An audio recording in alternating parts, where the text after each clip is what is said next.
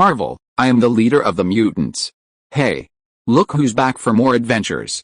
We love having you here to continue this story that keeps us all awake. Important note, all of this is pure fiction. So don't try any techniques you hear here in real life, your neighbor might call the cops. This amazing novel and all its rights belong to the original author. We're just the ones giving it voice and drama. Are you enjoying the show? Prove it by subscribing to our YouTube channel and leaving that like that motivates us so much. And if you want VIP access to exclusive content, our Patreon is waiting with things you won't find anywhere else. Chapter 51: The Death of Jin Bing. In the huge private office, Kingpin's strong and bloated body was almost completely hidden behind the desk. Opposite him, 4 middle-aged people with different expressions were lying lazily on the sofa.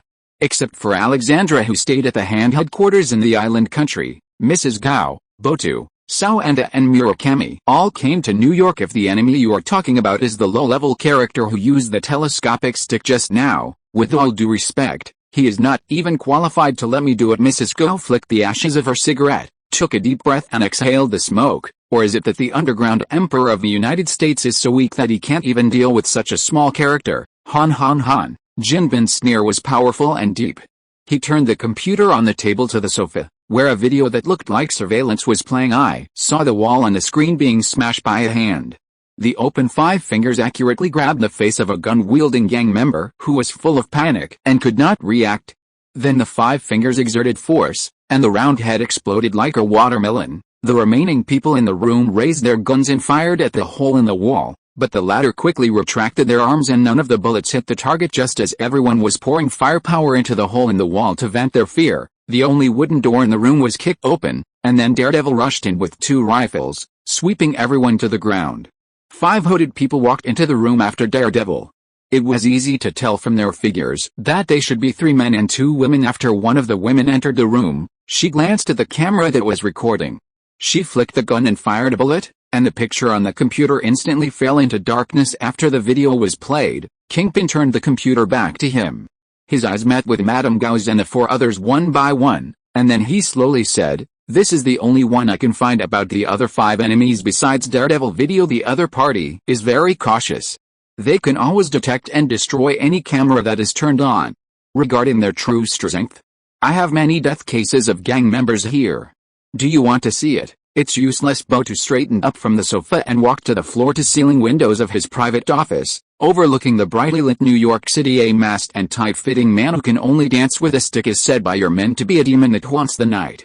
An enemy who doesn't even dare to confront a bullet makes you tremble and cower in this building without showing your head. Jin Bin. Botu turned around to face the burly man behind the desk. His tone was full of provocation. "Are you as bad as the recent rumors?" Boom, crack. The heavy metal cane slammed into the floor, and countless cracks spread in all directions like lightning. Kingpin slowly stood up from the specially made load-bearing transfer, and his huge body exuded a strong sense of oppression. "Botu, don't challenge my majesty again. You can just be reborn. It's not that it can't be killed." The atmosphere in the office suddenly became tense. The 4 leaders of the Hand stood together in tacit understanding, staring closely at the underground Emperor Kingpin, who looked extremely angry with his 8 eyes and many more. Murakami suddenly stared at the floor-to-ceiling window behind Kingpin. And he seemed to see something flash past. "How stupid do you have to be to play a trick on me that even a 3-year-old wouldn't fall for?" Jin Bing looked at the 4 people who were facing a formidable enemy, with a disdainful smile on the corner of his mouth. Although the opposite side pretended to be very similar, it was impossible for this level 8 to deceive him anyway. Fisk. Mrs. Go pulled out the 2 daggers from her lower back, and formed an offensive and defensive formation with the other 3 people. She stared closely at the dark window and advised in an extremely serious tone, "If I were you should put down that damn little awkwardness just now, and then turn your head and stare at the back." Boom. Yuri doesn't understand why people who own a building like to set up their territory on the top floor. Do they think the enemy will only climb up from the bottom up? Just like him now, riding Van X directly to the top floor, and shooting down with an energy cannon that has been charged for 10 seconds. What kind of ceiling can't I blast through? Daredevil. It can only be said that Yuri's choice of explosion point was too clever. Daredevil, who jumped into Kingpin's private office at the lead, was impartial and fell right in the middle of the confrontation between the 2 parties. Matthew was hung in the air for 10 minutes and was blown by the cold wind. It was such an exciting scene when he came down. Fortunately, His teammates behind him were very powerful. Before he could press the telescopic mechanism of the short stick, Yuri returned to the normal symbiote form. Ree and Vanix jumped down. I want that old woman. Vanix took the lead in selecting the target, and then Daredevil waved his short stick and rushed straight towards Kingpin, who also raised his metal cane without saying a word. The mud monster, Suicidal, raised his fists, and a pale golden light gradually shone on his skin. He glanced at Daredevil, who was fighting Kingpin back and forth, and aimed his two fists at you from a distance of 3 or 4 meters. Lee and Vanix went to fight. Shall you die? The two energy bodies that vaguely looked like fists were shattered in mid-air by 2 energy bullets fired from Vanix's fingertips before they were even 1 meter away from the two of them. The same golden energy, the fireworks that bloomed in the air after the collision were dazzling, but in the eyes of the 4 members of the Hand, this was clearly a prelude to death. Not only does the opponent also have the ability to launch energy attacks, but the energy bombs launched are not only very powerful, but also countless times faster than himself. The 4 of them looked at each other and immediately decided to turn around and run away. Boom! A huge hammer broke through the door, and then a huge monster that looked like an upright evil tiger came in carrying a black sledgehammer connected to its arm. Until this moment, Jin Bin's personal. The deafening shouts of murder outside the office reached the ears of the 4 members of the Hand Club Devils. They are the demons of hell, my lord. Help me. No. There is no doubt that this is a crushing and massacre of a few against the majority. Dear Sir Murakami, one of the 4, directly put the tachi in his hand back into its sheath.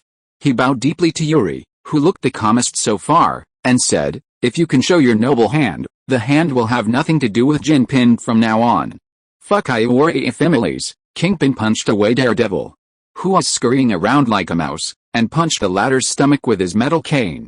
A crackling high-voltage electricity quickly filled Daredevil's body, and for a short time, in just a few seconds, he was lying on the ground twitching. Kingpin walked toward Yuri menacingly, holding his cane. The fragile floor shattered like glass under the feet of the Underworld Emperor, who weighed more than 300 kilograms of muscle. Yuri waved her hand, and Vanix immediately struck out.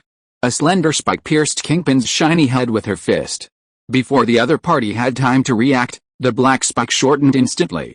He took it back, and Jin Bing fell to the ground with a bloody hole as thick as a finger on his forehead. How can there be any gold tie? Yuri approached the 4 members of the Hand slowly, his 5 eyes turned strangely white, and a nightmare-like voice sounded in the latter's ear, tell me, where's the keel? End of this chapter. Chapter 52 Speculations on Symbiotes. So, what are we going to do? Yuri and the other 6 threw Daredevil onto the street of Hell's Kitchen and ignored it. Anyway, the place was as clean as heaven now. Except for being a little empty, the house was truly kept open at night and no items were picked up on the road. After a humanized and harmonious interrogation, Yuri found something similar to a compass from Botu. According to Mrs. Gao, there was a small piece of dragon bone inside. After being blessed by the formation, he could sense the same source of energy within a radius of 500 meters. Energy, that is to say, as long as the keel is not buried too deep. He can find the location of the keel just by walking around New York with a compass. I originally planned to search for it after returning from the North Pole, but unexpectedly, as soon as I walked into the commercial street where my ancestral handicraft shop was located, this thing lit up with a pale golden light. After testing several locations nearby with a compass, he found that the locations that would cause the compass to react could be connected to form an arc with a radius of 500 meters, and the center of the circle was the old Rogers bookstore next door to the handicraft shop. It took a lot of time to clean up the mess in the Wilson Real Estate building. Although the sun has not yet been seen, the sky's still getting brighter. Yuri put away the compass. He opened the ceiling of the 3rd floor and returned to the 3rd floor with a group of mutants. After pondering for a moment, he said, the dragon bone is beside us. It is definitely impossible not to take it. In this way, after Ethan goes to work, I will ask him to find out what old Rogers has to say. If the other party is willing to sell the bookstore, we will dig directly from the bookstore. If not, then we will dig down from the small store. Anyway, they are not far apart. Far away, with your abilities and mine, there is almost no difference. No one had any objections to this. While Yuri was building the excavation tools, they gathered on the 2nd floor and began to discuss the symbiotic reproductive suit inside the body. For them, the dragon bones buried underground have no meaning at all. Even if they find them, they can only make dragon bone soup at most. But the symbiotic reproductive equipment is amazing.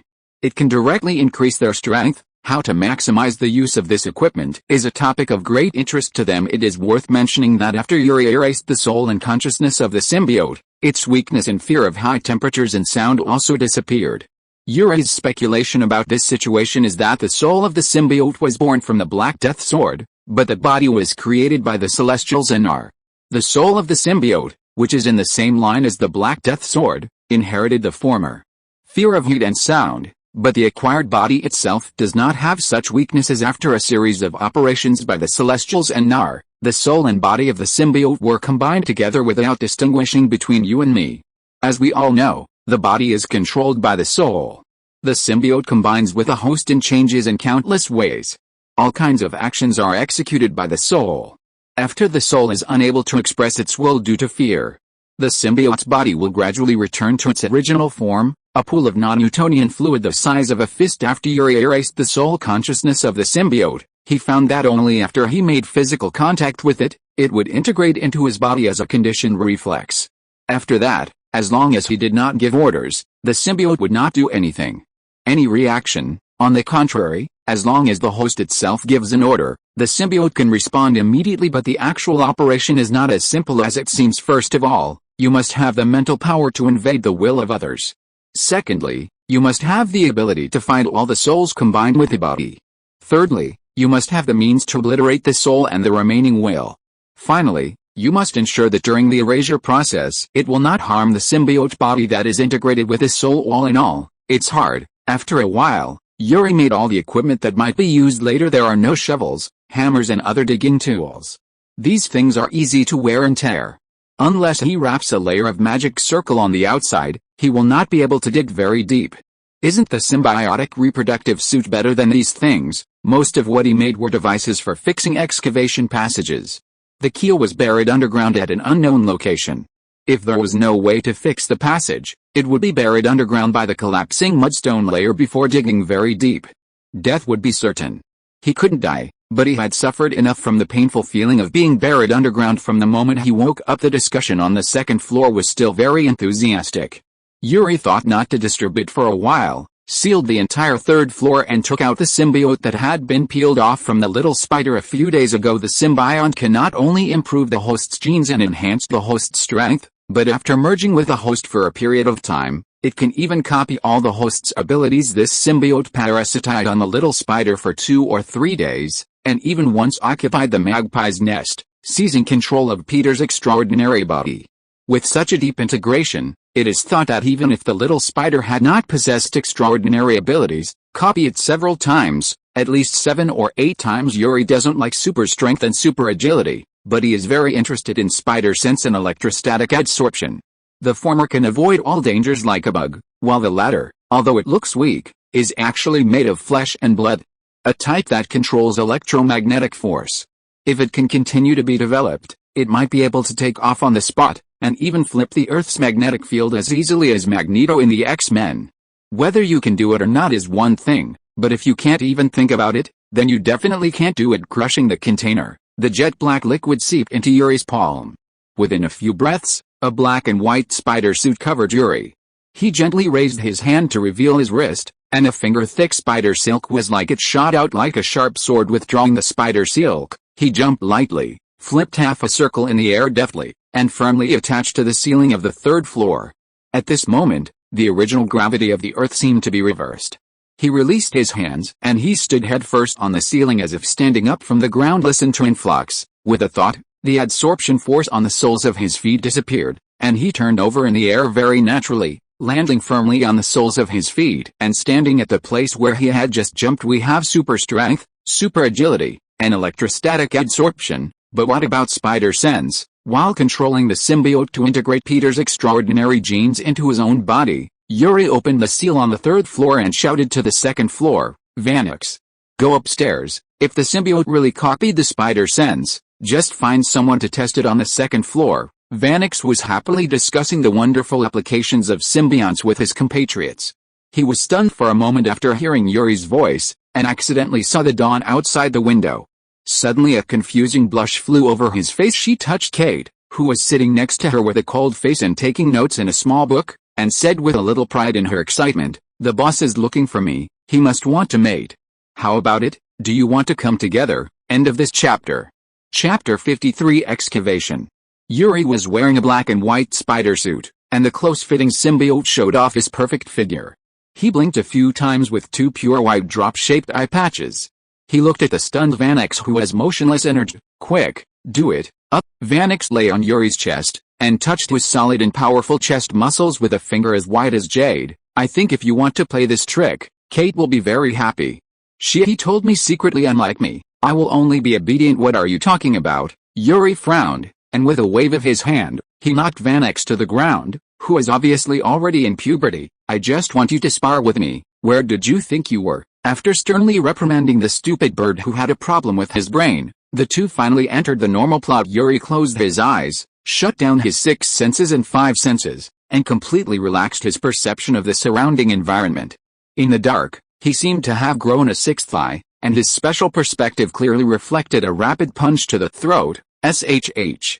Yuri crouched down to avoid Vanix's fist, and the next moment he opened his eyes. Fu Ling kicked the ground and flipped in the air, avoiding a spiked whip drawn from behind. Enough. Vanix's 3 sharp chain thorns stopped suddenly at Yuri's eyebrows, heart and genitals. The black and white spider suit was retracted from the body in the blink of an eye, and the 6th perspective disappeared in an instant. Vanix retracted the 3 chain thorns formed by the symbiote without hesitation, and jumped to save Yuri's arm and asked with a smile, "How is it going, boss? Am I stronger than before?" "It seems so." Yuri rubbed Silly Bird's head lovingly, then continued with a smile, "But now I can close my eyes and dodge attacks that I had to open my eyes to dodge before.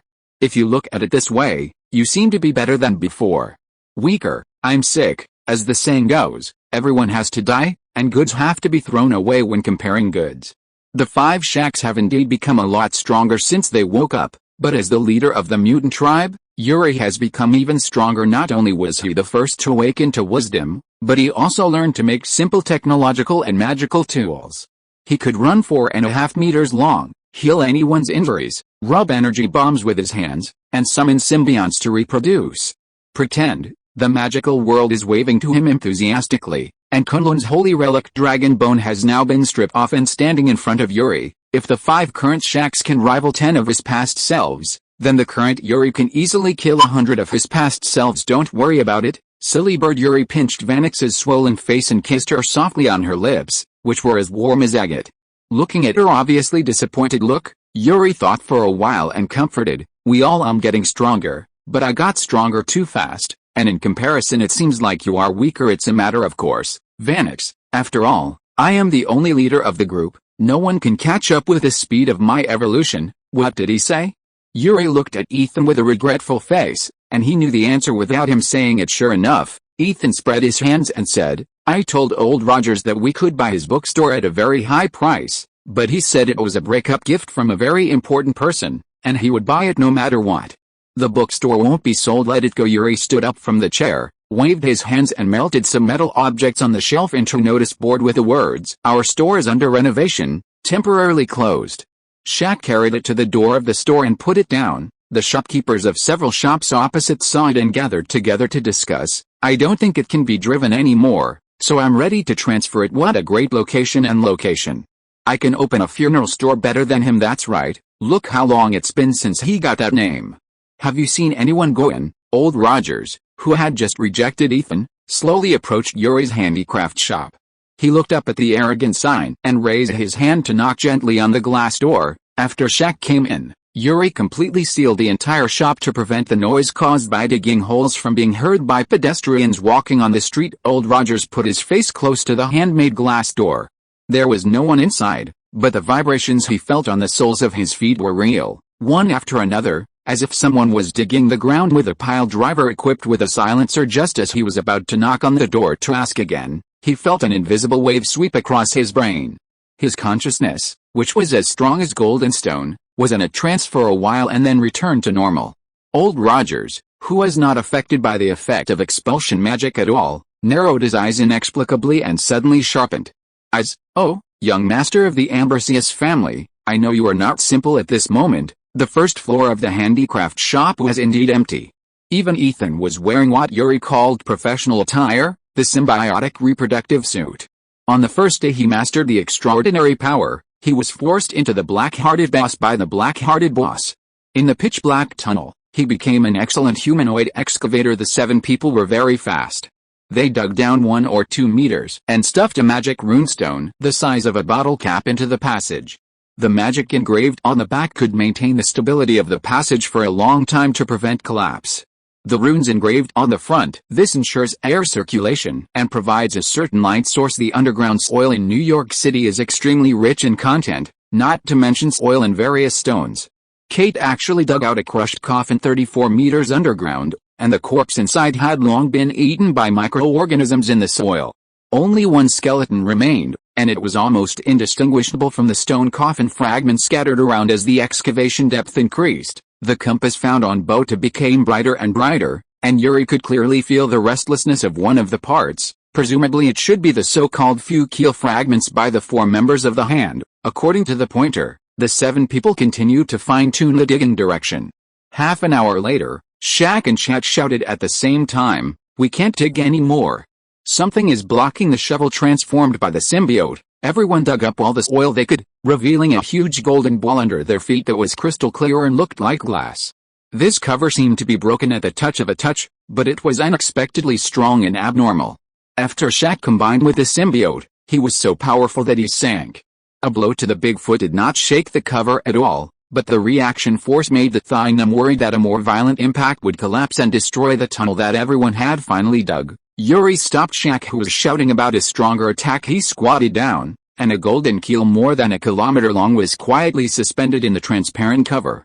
Its head was connected to each other, and its whole body exuded a bright but not dazzling golden light. At this moment, the compass in Yuri's hand suddenly glowed with golden light.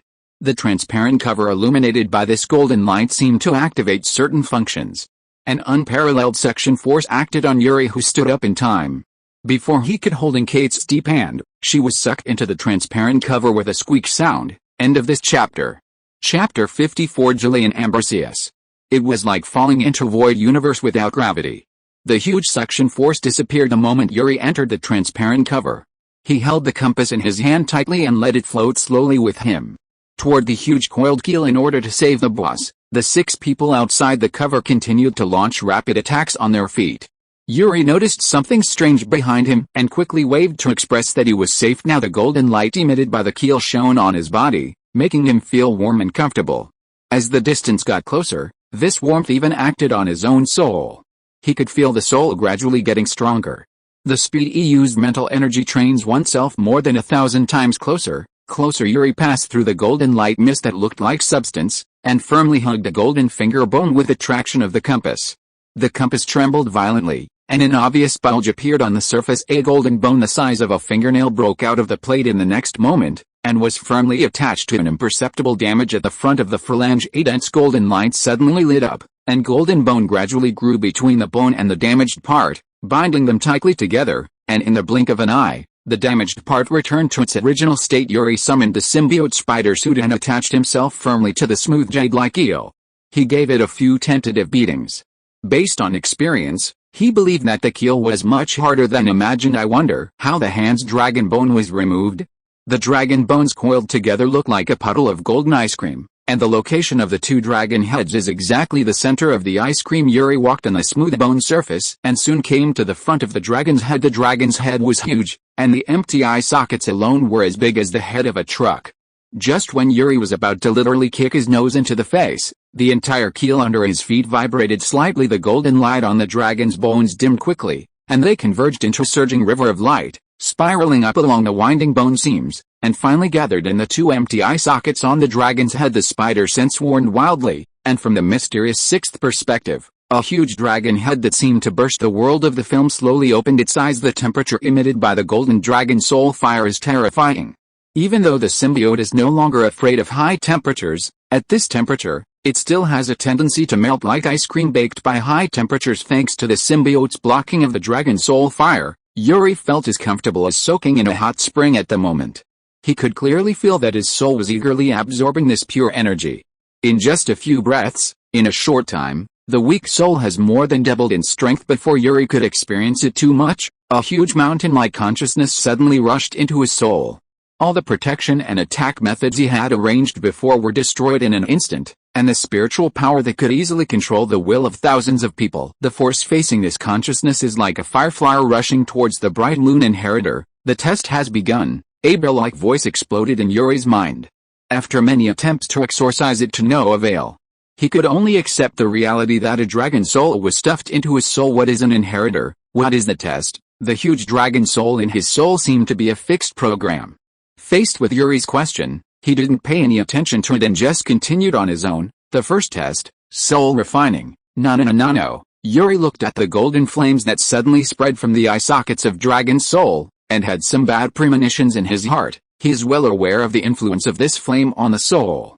When there is no malice, the residual heat can make his soul grow several times in a short period of time. Burn this soul into nothingness. Sure enough, the golden dragon soul fire quickly permeated the entire soul space, and an indescribable terrifying pain instantly occupied all of Yuri's senses. Time became extremely slow at this moment. Just a few seconds seemed like tens of thousands of years had passed. The soul and spirit that I was originally proud of were fragile and vulnerable in this golden flame. After a while, it shrank. It has reached 1/10 of the original value. Just when Yuri was about to lose his hold, he suddenly felt a soul breath that did not belong to him appear in the soul space filled with golden flames. A familiar face comes into view. Isn't this the same person you see in the mirror every day? You are an out-and-out demon. Destroy my body. Eat my soul. I am going to kill you. Yuri, he finally realized the origin of this strange soul, the real owner of this appearance, Yuri Ambrosius. The opponent was coming menacingly, but Yuri was not afraid at all. This is just a soul whose body has been killed. Don't forget that this is the soul space of Yuri, the leader of the mutant race. Although he can't move even under the pain and burning of his soul, there are many things for the idealistic soul space. Just think about it and you can do it just like now. Although Yuri Ambrosius was approaching him with all his strength, in Yuri's soul space, he stayed still forever. The golden flame finally sensed this newly emerged soul. Without any ability to distinguish, it directly poured half of its firepower onto the resentful Yuri Ambrosius. Unexpectedly, the screams did not resound in the next moment, and dense magic runes suddenly emerged from the soul of Yuri Ambrosius. Isolated from the soul body of Yuri Ambrosius, you think this can hurt me? Yuri Ambrosius, who found that he could never get close to Yuri, laughed and gave up any move to get closer. He spread his hands, stood in the blazing fire with an extremely arrogant attitude and said loudly, "Let this flame burn. Go harder. Despicable pretender. Let's see who of us can last longer." Wow, the raging golden flames actually all converged on Yuri Ambrosius, whose smile suddenly solidified. The magical light that protected his soul was like a rock resisting in the flood. It was gradually dimming under the impact of huge waves again and again. Upon seeing this, Yuri immediately returned his consciousness to his true body, and his mutant true form suddenly appeared under the venom suit. Dozens of transmission tubes located on the spine pierced the keel in front of him with fangs and claws. Because the latter gathered all the golden light at the eye socket, it was directly pierced by the transmission tube. Suck, suck, suck. Whatever it is. Suck it for me. He does not believe that the damage to the dragon bone has no impact on the dragon soul at all. He also believes in the body's ability to absorb and utilize the energy of the dragon bone. You are up and down, and there is also the ignorant and fearless Yuri Ambro. Hughes is responsible for bearing all the injuries. He believes that he will be able to survive this damn first test. Right, end of this chapter. If you are listening to this novel on a channel other than Fanfic World, it means it was downloaded and re-uploaded without effort. We warmly invite you to visit our channel, Fanfic World. There you will find the original version of this story and many other novels of various genres. We look forward to seeing you dive into a world of incredible novels. Chapter 55 Old Rogers. But for Yuri, this is insignificant but has indeed become an extremely important life-saving straw. Maybe it is the dragon bone that has been transformed by the dragon soul for a long time, or maybe it has such characteristics. The golden energy absorbed by the transmission tube, part of it poured into Yuri's body, causing the cell activity in various parts to be significantly enhanced, while the other part all entered the soul space, lingering gently next to his soul body. Time passed by minute by second, and a 1-meter square white patch appeared on the towering golden keel. The energy contained in it was so pure and huge that I always thought that I could absorb everything.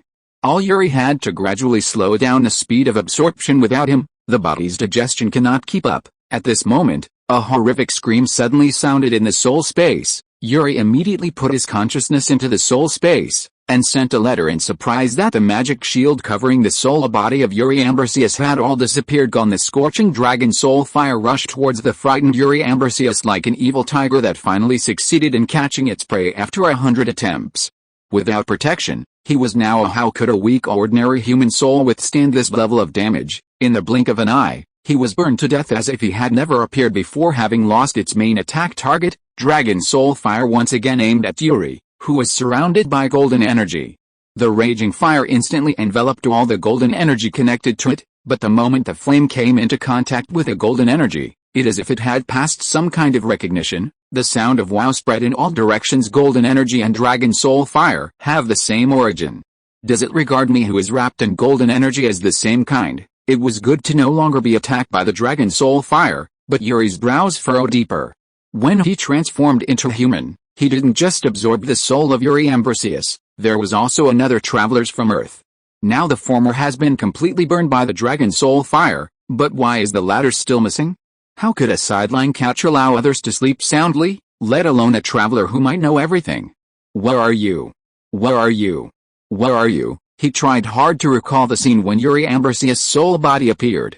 Under the fire of the dragon soul, he might not have the energy to pay attention to these tiny details, but now he had enough time to concentrate on searching for things he had not noticed before.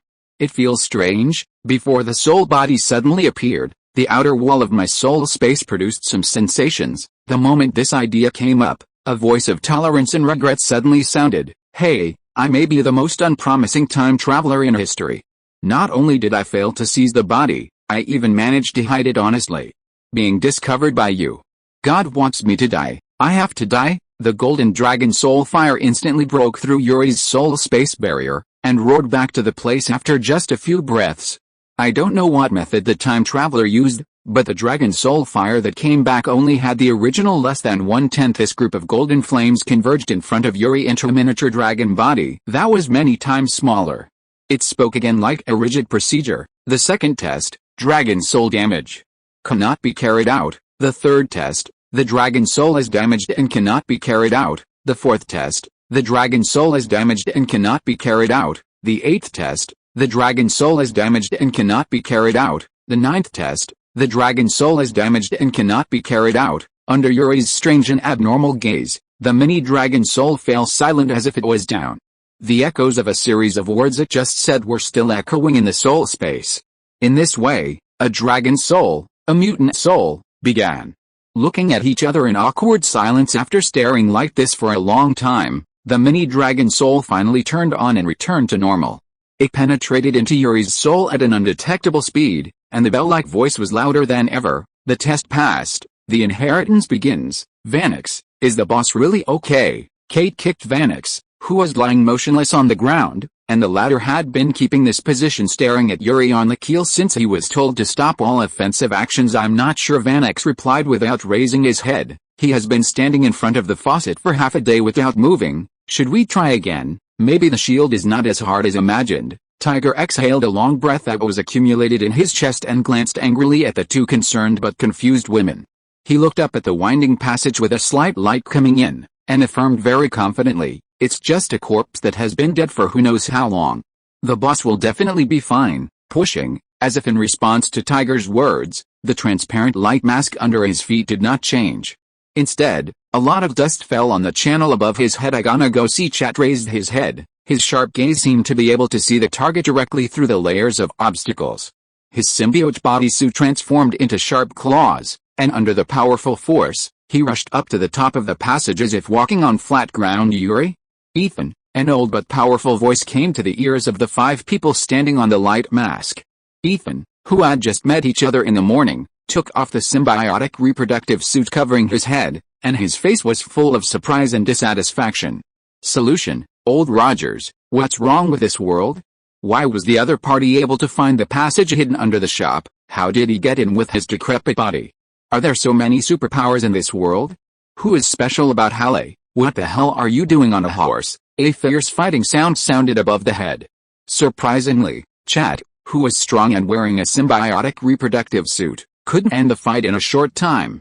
In the not very spacious passage, the sound of fighting gradually moved down, and Shaq's expression gradually became serious.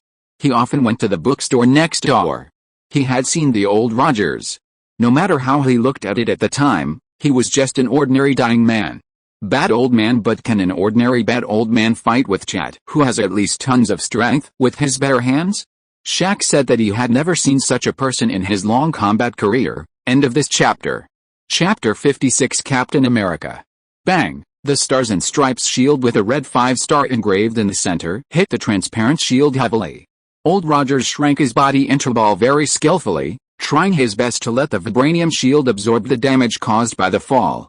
The ordinary material of the old age shirt just now, it was damaged a lot in the fight, revealing an old but strong body underneath. The first thing old Rogers saw when he opened his eyes was a huge keel floating in a transparent cover.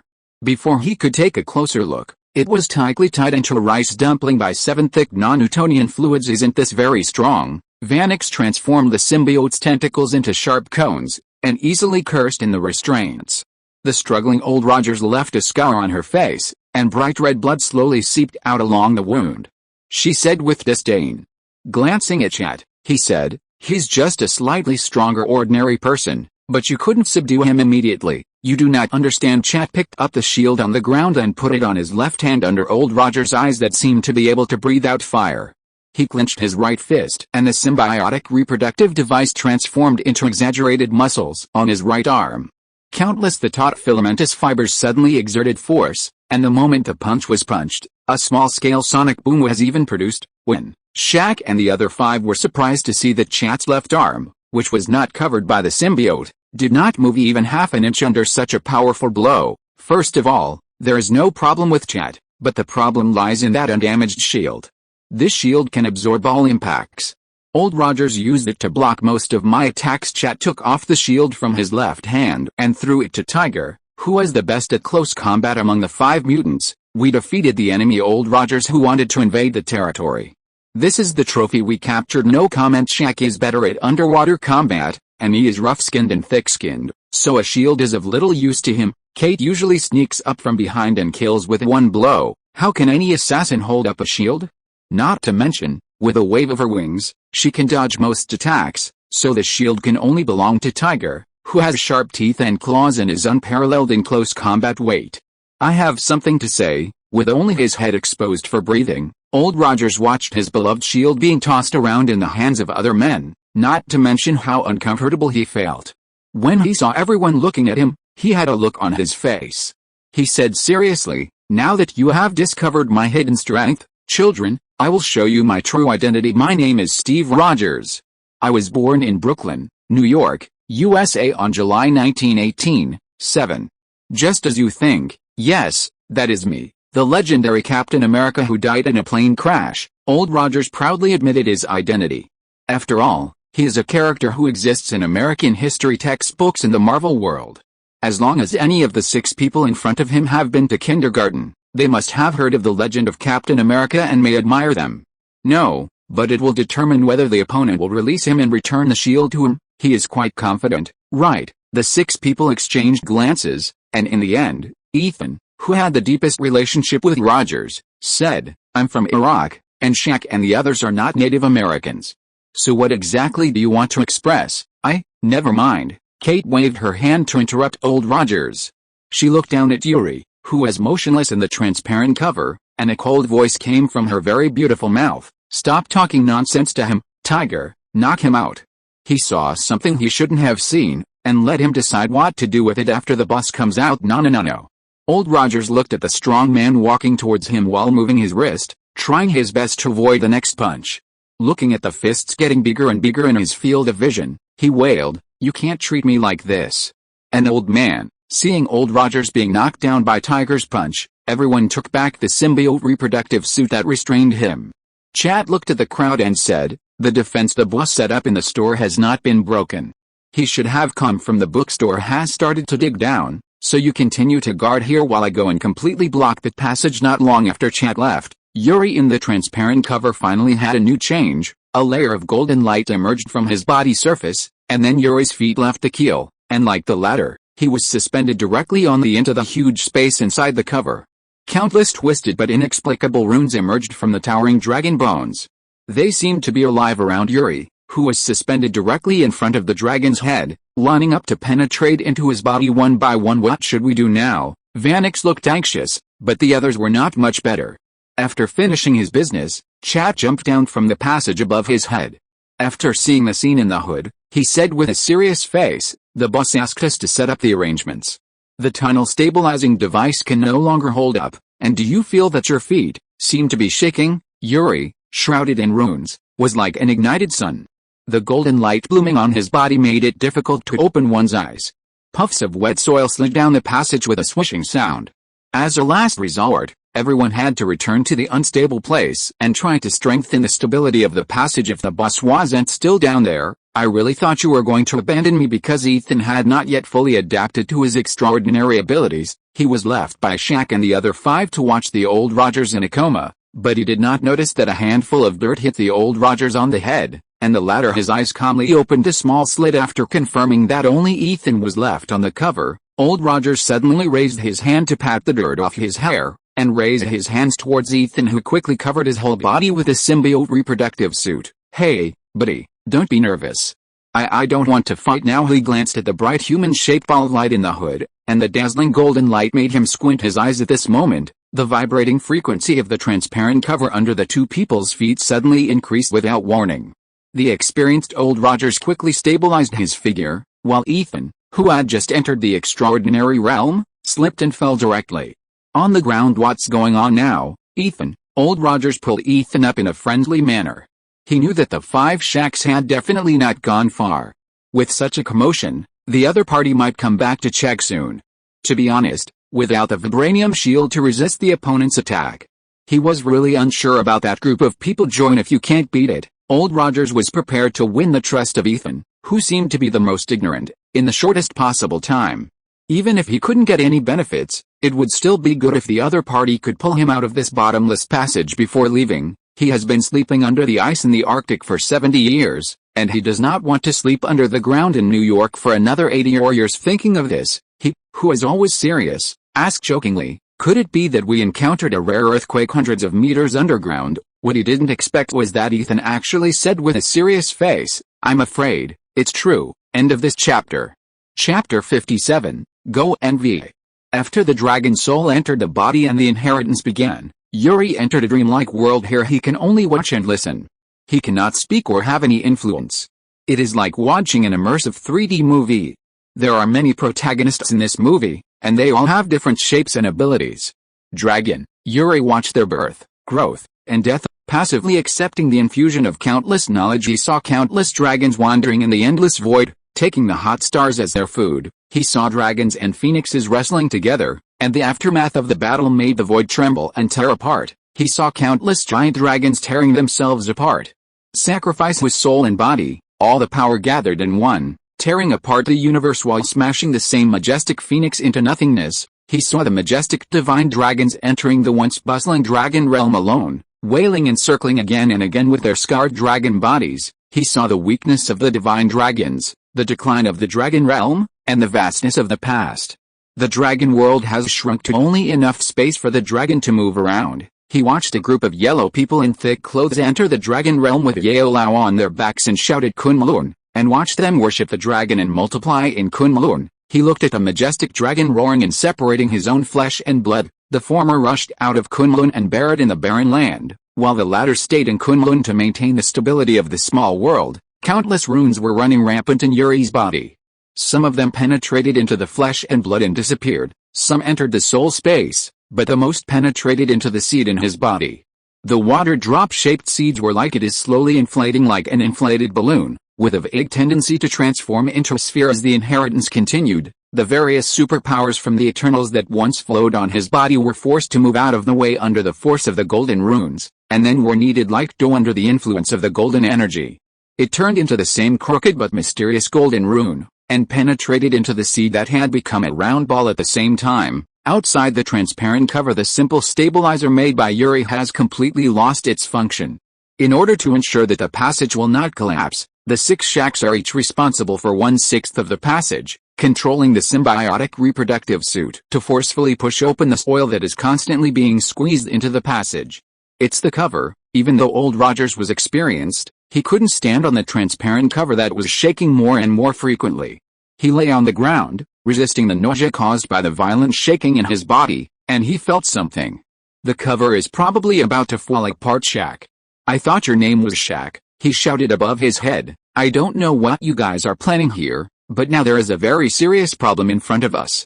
Above our heads is a commercial street with a lot of traffic. You should be well aware of the situation. You can force open a passage, then can you force open an underground space as big as the hood under our feet? Your boss, Yuri Ambrosius, as far as I know, is a kind boy. He would never want to see hundreds or even thousands of casualties caused by himself. There was silence in the passage for a moment. Just when Rogers was about to persuade him again, Shaq suddenly emerged from the non-Newtonian fluid beside him. He did not agree with Rogers' last words, but Yuri keep a low profile. The policy is indeed solid if, as expected, the transparent cover will definitely break, then a huge hollow space will definitely cause drastic changes in small-scale geology. The soil will follow the laws of nature and fill it up by collapsing downward, and in this way the consequences of coming down are obvious. The pedestrian street above your head will no longer exist.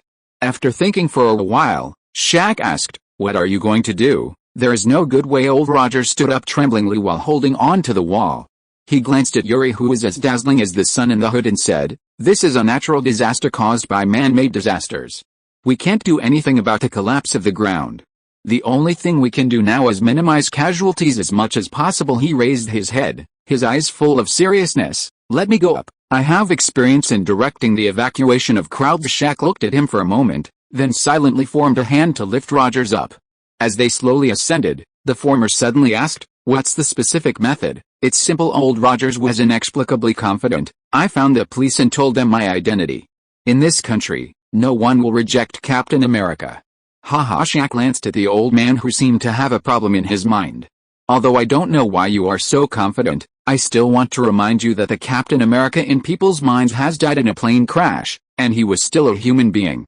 Young and handsome boy, with all due respect, if I just let you out on the street, you, a bad old man, will most likely be regarded as a Captain America fanatic who escaped from a mental hospital. Old Rogers' face suddenly fell.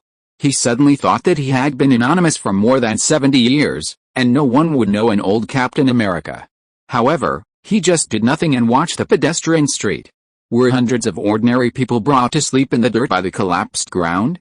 Shaq did not continue. Speaking of which, threatening eviction and commanding evacuation should be able to keep ordinary people away from here, right? Old Rogers was confused.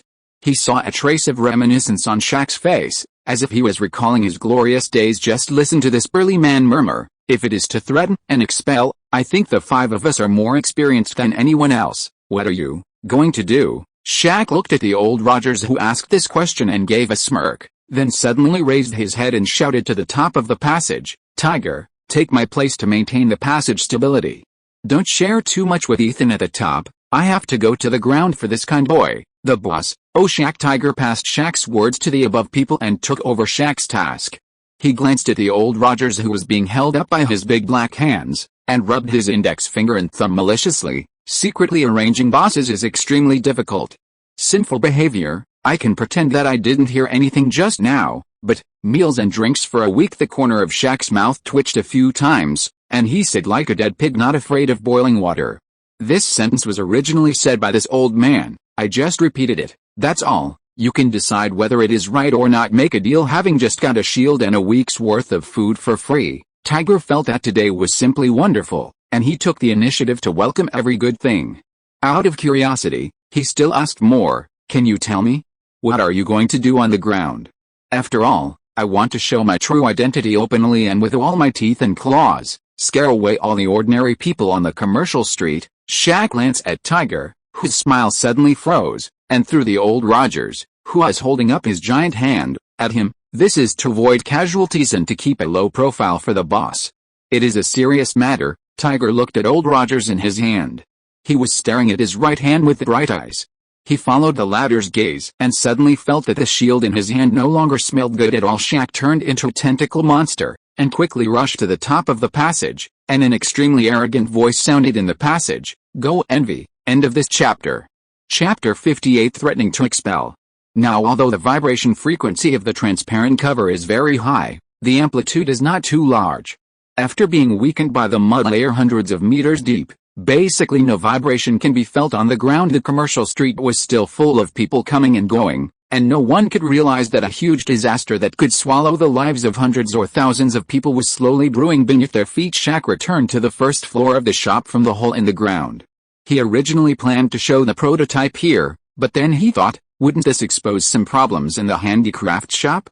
Old Rogers, I can only aggrieve you a little. Shaq returned to the tunnel again and soon found another passage that had been destroyed by Chat. The shiny black symbiote reproductive suit transformed into a huge threaded awl, which was effortlessly inserted under the control of the owner into the dirt beneath the commercial street. In just a few breaths, Shaq emerged from the first floor of the closed bookstore. Shaking off the non-existent dust on his body, he looked around the quiet bookstore.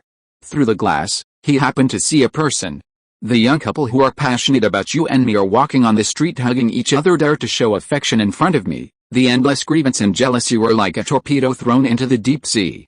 After being ignited, it set off a huge wave in an instant. Shaq's arm slowly extended and drooped, and at the same time, his body began to revert from human form to mutant race real body. The tentacles transformed from countless symbiotic reproductive suits completely covered the monster that almost occupied the entire first floor of the bookstore. Its soaring figure burst the fragile floor of the second floor. In an instant, a huge noise made pedestrians on the street stop in surprise and look at Old Rogers' bookstore. Through the glass, they could vaguely see what seemed to be a huge black creature inside. Before the brave ones could get closer, they could see it. If you look carefully, you can hear a shocking beast roar coming from the three-story small bookstore. Roar, except for Yuri's handicraft shop. The windows of all the nearby shops within 100 meters were shattered by the huge sound. A few unlucky guys who were closer to the bookstore suddenly became stunned before they could turn around and run away, and fell to the ground bleeding with blood from their orifices. There was no sound on the ground. This huge roar was not only powerful, but also extremely penetrating. Within a few seconds, almost all humans with normal hearing within a kilometer radius of the bookstore heard this terrifying sound. Shaq roared for at least 10 seconds. He saw that the street was full of people trying to escape. Those who could run wanted to fly away, and those who could walk wanted to crawl. Even if they were frightened and couldn't lift it, the weak cowards also used their last strength to drag themselves away from the bookstore. Seeing this, Shaq broke through the bookstore and jumped onto the street.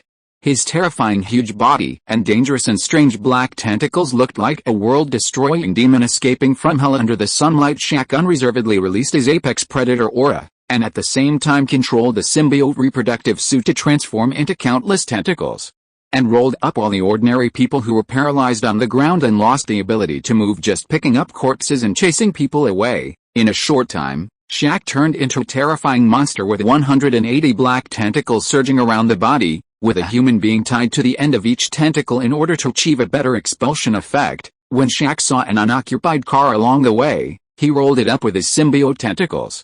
Regardless of whether it was worth money or not, when he lifted it up, he would smash it with clang, making huge noises, and occasionally the flames caused by car explosions greatly increase people's motivation to escape. Each of these New Yorkers who might be out of breath while walking on weekdays has unleashed their human potential. They took off their tight suits and threw away their bags containing cash and mobile phones. They threw away their obstructive wigs and took off their clothes. Lame high heels. No one cares about their image at this moment. They just want to run and escape. Shaq chased for 2,000 meters and looked back to see that he was already outside the scope of the commercial street. Should be enough. Hundreds of black tentacles tied up with the stragglers neatly placed the frightened humans on the ground one by one. In the confused eyes of all the survivors, this terrifying black beast not only did not eat any. How many steps back did a human being take? Countless tentacles gathered together and transformed into two big hands reaching out to the empty shops on both sides of the street. After a loud noise, countless broken bricks and tiles were piled on the street to form a wall that was 3 meters high, blocking out all those who tried to return. Again, this monster seems to be driving us away. Some smart-minded people quickly saw Shaq's intention, but they couldn't figure out what the latter meant by doing this. Crack! Finally, the first dazzling crack appeared on the indestructible transparent cover. It was like the first domino toppled, but in the blink of an eye, a large area of dense cracks covered the entire transparent cover. Mern, a sound that sounded like a cow but not a cow sounded from inside the cover. Countless white cracks blocked Tiger's sight, but he could still clearly see that the dazzling golden light in the center of the cover seemed to be gradually dimming. "Boss, we're almost done." Tiger felt the increasing pressure from the earth, his eyes fixed on the invisible white cracked cover. He now had to bear at least 30 tons of pressure every moment. This pressure came from all directions. And it is still increasing at a terrifying speed. Even if the symbiotic reproductive suit greatly increases his strength, he won't be able to hold on for long. "Boss, hurry up." As if he heard the call from his heart, Yuri, who was suspended in front of the dragon head, suddenly opened his eyes. The once dark golden pupils were like fire that was lit again, and the two golden lights were brighter than ever. Taking up Yuri's entire pupil, continuous cracking sounds came from all directions, but this did not affect Yuri's good mood at this moment. With a thought, he took back all the mysterious golden runes that had not passively entered the body, and then he spread them out. "In the palm of my hand, I saw a small rune with inexplicable meaning suddenly shining on him." He slowly opened his mouth, but the sound he made was as low as a cow's moo. The sound waves emitted from his mouth, and under the influence of the runes on his palm, quickly produced some wonderful changes in the surrounding environment, and a burst of invisible fluctuations spontaneously starting from the palm of his hand. He quickly swept across the majestic eel in the cover at a speed far exceeding the speed of light. Boom! As if a piece of the intact space was cut out, the majestic eel instantly disappeared into the nearly scrapped cover after being swept by the waves. Yuri stabilized his body and barely resisted the huge wind pressure behind him. The sound of shattering sounded like thunder, and countless small cracks connected into one large crack, directly splitting the spherical cover into two halves. Yuri did not stop when he saw this. His body suspended in the air automatically rushed out of the cover without any wind, and he rushed out of the cover in an instant and returned.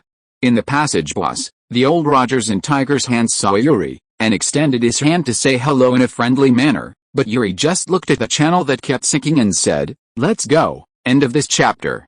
Chapter 59, Old Roger's Spiritual Barrier. In order to minimize the irrationality, Yuri had to smash the 3-story building that he had consolidated one rune after another as soon as he came out. After all, it was a ground collapse accident that could be called a natural disaster. If all the surrounding buildings were all collapsed, but his handicraft shop remained intact. Anyone who is not a fool would associate him with this sudden disaster. To say that I feel distressed, there is actually nothing to feel distressed about. In the hundreds of years that he led the mutant race against the Eternals, Yuri never lived in a certain place for more than a year. It is no exaggeration to say that most places on this planet have left traces of him anyway. He would go to the Arctic to search and rescue his compatriots in a few days. He had no intention of leaving a property in the troubled New York. Besides, with his gradually increasing strength and the large number of compatriots who would soon wake up, he could stay in the bustling city. The city center is really not suitable either. Living in isolation will be an inevitable choice, not only for better hiding, but also for the safety of ordinary human lives. From this aspect, Yuri is really a kind child. There was the sound of a helicopter in the distance. After Yuri heard it, he immediately asked everyone to hold hands. After a faint blue light flashed, the group of people appeared directly on the top floor of a high-rise building a few streets away. "Congratulations to the boss for your improvement," except for Old Rogers. Everyone, including Ethan, expressed their respect to Yuri. The 5 Shacks had experienced a multi-person space jump before, but Yuri had only traveled less than 20 times at that time. Me showed obvious fatigue, and the space jump transported more people and farther distances, but Yuri seemed to be fine, which fully demonstrated that he had made leaps and bounds in this field. Crack. The cement streets paved by humans on this oil appear fragile and small under natural disasters, and those exquisite buildings also clearly show their fragility at this moment. With Yuri's handicraft shop and Old Rogers bookstore as the center, they appear in pieces.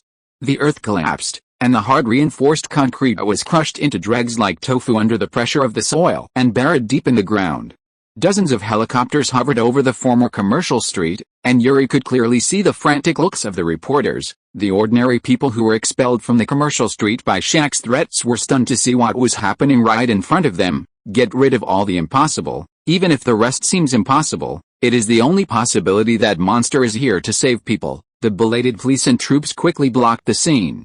Yuri was surprised to see a huge van open, and a 3 to 4 meter tall steel giant jumped from the van to the ground, although it was covered in paint. It had a variety of official U.S. paints and was equipped with a variety of weapons, but Yuri could still tell at a glance that this was the steam armor he sold to the soldier Tony. He gave in. Although Old Rogers is old, he has sharp ears and eyesight, and there is no problem with a dozen or 12. He looked at the armor on the ruins that looked very much like the Iron Overlord, and a deep frown formed on his already wrinkled face. He lowered his head and muttered softly, "This shouldn't be. This shouldn't be." Yuri glanced at the bookstore owner next door who was mired in self-doubt and retrieved his memory. It was not difficult to deduce that this was Captain America, who had completed his 70-year dormant life by returning the Infinity Stones. He hadn't thought about it yet. "I don't know how to deal with this official bug, so the safest way is to let him sleep first." He activated his spiritual ability, but this time his eyes were no longer white. A mysterious rune on the barrier of the soul space flickered slightly, and the spiritual energy that was 100 times purer than before spewed towards Old Rogers under Yuri's control and out. Okay. Yuri only felt as if his spiritual energy had hit an extremely hard steel wall. No matter how hard he tried, he could not break through this defense outside the consciousness of Old Rogers and control his soul. Yuri, Old Rogers noticed something strange beyond his consciousness. With some sense, he raised his head and met the frowning Yuri's eyes. The former's expression instantly became serious. He knew what was hidden in his mind. What, if the person in front of him knew about it? He was worried that the perfect ending that the Avengers had sacrificed their lives for decades later would be ruined in Yuri's perception. The steel wall of Old Rogers' consciousness became harder in an instant, and the torrent of spiritual energy bombarded it again and again, but it could not shake even a bit. "I could spend all day with you." Old Rogers stared sharply into Yuri's eyes and subconsciously spoke the most classic lines. Yuri looked at him and smiled slightly. He was indeed a man who could hold on to the mind scepter for 3 seconds before falling to the ground unconscious. This Iron Will was rare in the world. Although magic can't defeat magic, he still has physical attacks. "Hit your brain hard and I won't believe you won't fall." Rogers. Yuri walked towards him with a sunny smile.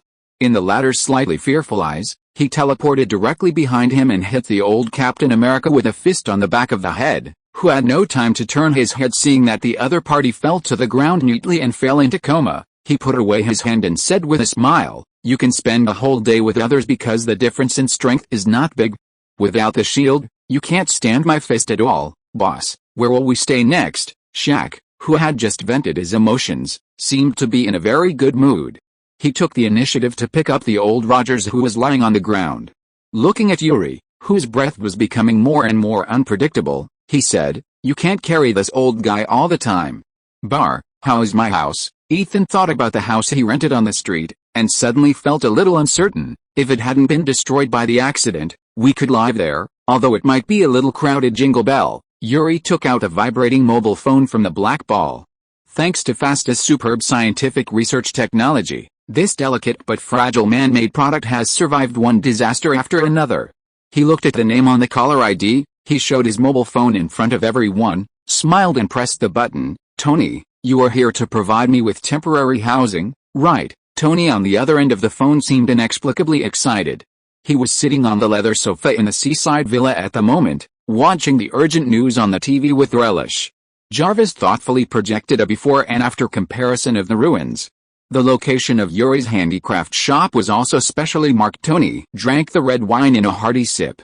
He held the phone and joked with a wicked smile, "Although it's not very polite, I still hope that this kind of thing can happen to you more often, provided that there are no innocent casualties, just like this time." Has the new element manufacturing equipment been prepared? Normally when Yuri asked this question, Tony would talk to him about it and quickly hang up the phone, but this time he cleared his throat happily, feeling like he was finally able to repay the debt after having owed money for many years. Feeling excited, a calm voice reached Yuri's ears through the mobile phone. "Yes, new elements can be created at any time." End of this chapter. Chapter 60. This is the future. Although the phone was full of schadenfreude, but in reality, when he saw Yuri and his party coming together, Tony was actually very panicked. After all, some of these people could scare him to the ground with their eyes, and some of them could paralyze him to the ground with their bare hands. His battle armor was torn to shreds, and he could not help himself if he just rolled his eyes. Thinking of this, Tony suddenly felt that he was simply the bravest person in the world. Fortunately, everyone had been digging for a long time, and they were not in the mood to pay attention to him at the moment. After asking about the location of the restaurant, everyone, including Ethan, left. Old Rogers' mental wall is truly astonishing. In order to prevent him from escaping, Yuri simply put him into a black ball and injected a stream of life energy into his body to maintain the normal operation of various functions of the body. Yuri and Tony were the only two people left in the huge living room at the moment. After confirming that Shaq and the six left, the latter involuntarily let out a sigh of relief and relaxed obviously than before. He glanced at Yuri and looked at he paused for a moment when the other party's golden pupils shone again. So, Yuri, was it you who caused this accident? Not me. Yuri denied it decisively, but then said ambiguously, but it has something to do with me. Tony nodded non-committally. He could feel that Yuri didn't want to discuss this topic too much. After all, no matter who it was, they would subconsciously find it difficult to talk about it if they destroyed their home. Tony couldn't help but smile when he thought of this.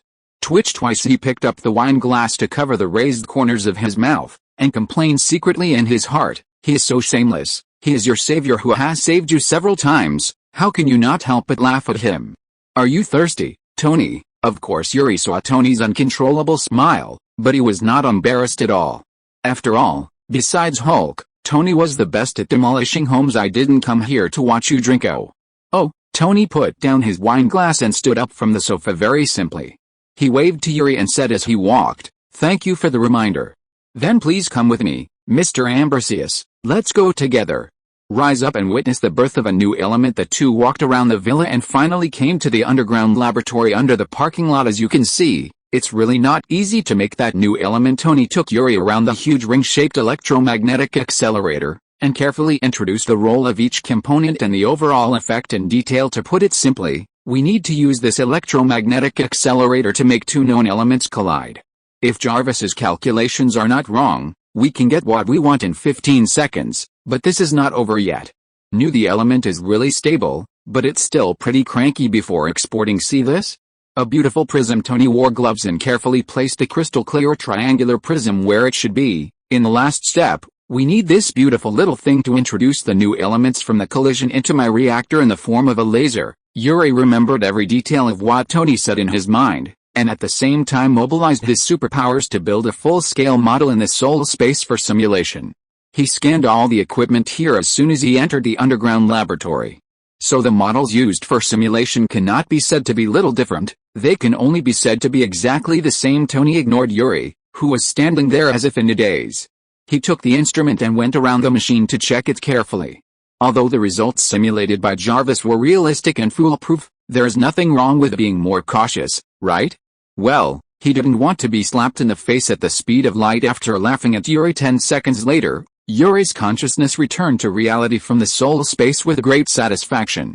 He simulated it 3 times, and each time he could safely light up the triangle in the center of the new reactor, and under the influence of magic, he from the beginning of knowing what is happening but not knowing why it is happening, I have become knowing what is happening and knowing why it is happening. Inside the round golden seeds, the magic runes originating from Fastus lit up with light representing evolution.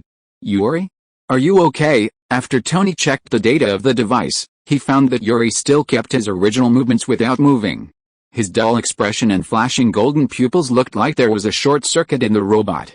This made Tony a little worried. If you have any problems, there is no problem in slowing down the production of new elements. I am fine, thank you. Yuri immediately woke up to his current situation when Tony called him like this. He took the initiative to pause the continuous infusion of superpower knowledge, nodded to Tony and said, let's start now. Tony shrugged, verbally caring was the best a person like him could do. Since the person involved said it was fine, it was even less likely for him to continue persuading him. He took a deep breath, and he treasured it from the small box. He took out a key, inserted it into the keyhole and turned it hard. A low to high buzzing sound sounded from the entire accelerator. Prism accelerator activated. Jarvis's voice was always so calm and wise. A shallow blue light gradually shone in the bucket-thick accelerator. Tony walked to the annular valve early, ready to turn the valve at any time to refract the laser into the middle of the accelerator on the reactor. 3, 2, 1, close to the highest energy level. Tony took a deep breath and tried his best to turn the valve, but it didn't work. But compared to the reactor, which was still 108,000 miles away, the imprint less than 2 centimeters carved on the wall seemed too trivial. Yuri, help me. In front of Yuri, Tony no longer knew what face was. Seeing that the valve that he couldn't turn with all his strength was easily grasped by Yuri with 3 fingers, he sighed in admiration and secretly envied him. This is a valve. If this is a woman, the blue laser swept across everything in the underground laboratory under the refraction of the prism. Whether it was a heavy test bench or a hard cast steel wall, it left an indelible mark after it passed by. Yuri slowly turned the valve, while secretly feeling the energy characteristics of the new element. This feeling is more real than the simulation of the soul space. Okay, stop and don't move. Just when the laser hit the core of the triangular reactor, Tony stopped Yuri from turning the valve and endured the dazzling light. After making sure that the reactor core had absorbed enough new elements, he quickly turned off the accelerator. Energy buzz, the shining blue light in the core of the triangular reactor gradually converged, and the buzzing sound symbolizing danger gradually weakened and disappeared. Tony and Yuri looked at each other. The former spread his hands and completely forgot about his anxiety when he asked Yuri for help just now. It's not difficult. After he finished speaking, he automatically ignored Yuri's half-smiling eyes, bent down and got into the big circle surrounded by the accelerator, and lay down on the messy workbench without any scruples, admiring intoxicatedly that he and his father, who had been dead for 20 years, completed the work together masterpiece. He casually picked up a pair of pliers and clamped the triangular reactor core into the prepared reactor converter. The crystal blue light shined through the glass shield and hit his tired but extremely excited face. Tony turned around and raised the reactor high, his tone full of confidence and certainty. This is the future. End of this chapter. Chapter 61. On the deck covered with hoarfrost, a woman in a mink coat jumped to the bow of the ship. She looked at the endless white land not far away, her eyes flashed with excitement and some anxiety. After so many years, no one knows how many of the compatriots who fought side by side back then can still wake up from under the ice. Yuri turned around and saw that all 5 shacks had come out of the cabin. The 5 people silently lined up in a row behind Yuri. Everyone's eyes were staring unblinkingly at the area that had sealed them. The permafrost of most of our compatriots. He did not take Ethan with him on this trip to the North Pole. Firstly, the business in New York needs someone to watch over him. Secondly, Ethan is not suitable to survive in such an extreme environment. He is considerate of his employees and caring for his subordinates. He has always been serious. Although he did not bring Ethan with him, he brought another human being with him. After some enlightenment, the old and strong comrade Rogers volunteered to help Yuri find himself, who is still sleeping in the ice. After all, he only had 1 whole day to spare, and Yuri can spend all his old age. Woo-woo. The speed of the icebreaker slowly decreased, and finally it got stuck firmly in the ice not far from the land. The ordinary people who drove the ship were all mentally controlled by Yuri. After paying the corresponding reward, the other party would anchored here and brought a large amount of supplies to everyone. After looking at each other with Yuri, Tiger turned back to the cabin and carried old Rogers, who was deliberately uncooperative, like a chicken in front of Yuri. Why are you doing this to me? I just haven't slept yet. Ugh. Yuri was not in the mood to listen to this cunning guy's excuses, so he kneeled down, all his unsaid words in his stomach. Tiger let go of his big hand holding his back collar, and let old Rogers fall to the ground in pain.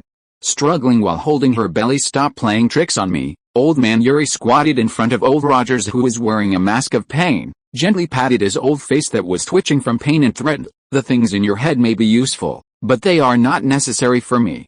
Don't force me to find and kill you. From 70 years ago now, the reason why he brought old Rogers with him was because of the memory of the future in his mind. After all, in the memory of the Traverser, the supreme mage Guyi he had to face next was too powerful. When the other party discovers that he is a prophet of the future, he can also use today's old Rogers as an excuse to excuse the past. As long as he kills people and silences them, the truth will only be that there is no proof. After the icebreaker disappeared from sight, the 5 shacks decisively summoned the symbiote reproductive suit. Yuri threw old Rogers to Tiger and let him wrap it up with his tail, while he himself sat on Vanix's neck. Let the other party happily carry you into the blue sky in this inaccessible place. Everyone finally no longer had to restrain their strength. Groups of black shadows shuttled across the snowfield like lightning, with snow waves tens of meters high falling behind them. Old Rogers, who was tied up by Tiger's tail, only felt he was stuffed into the washing machine drum that was ventilated from all sides. Not long after his steely will lasted, he voluntarily chose to give up resistance and fell into coma. It is now around December of 2010. The deeper you go into the Arctic Circle, the less time you have to see the sun.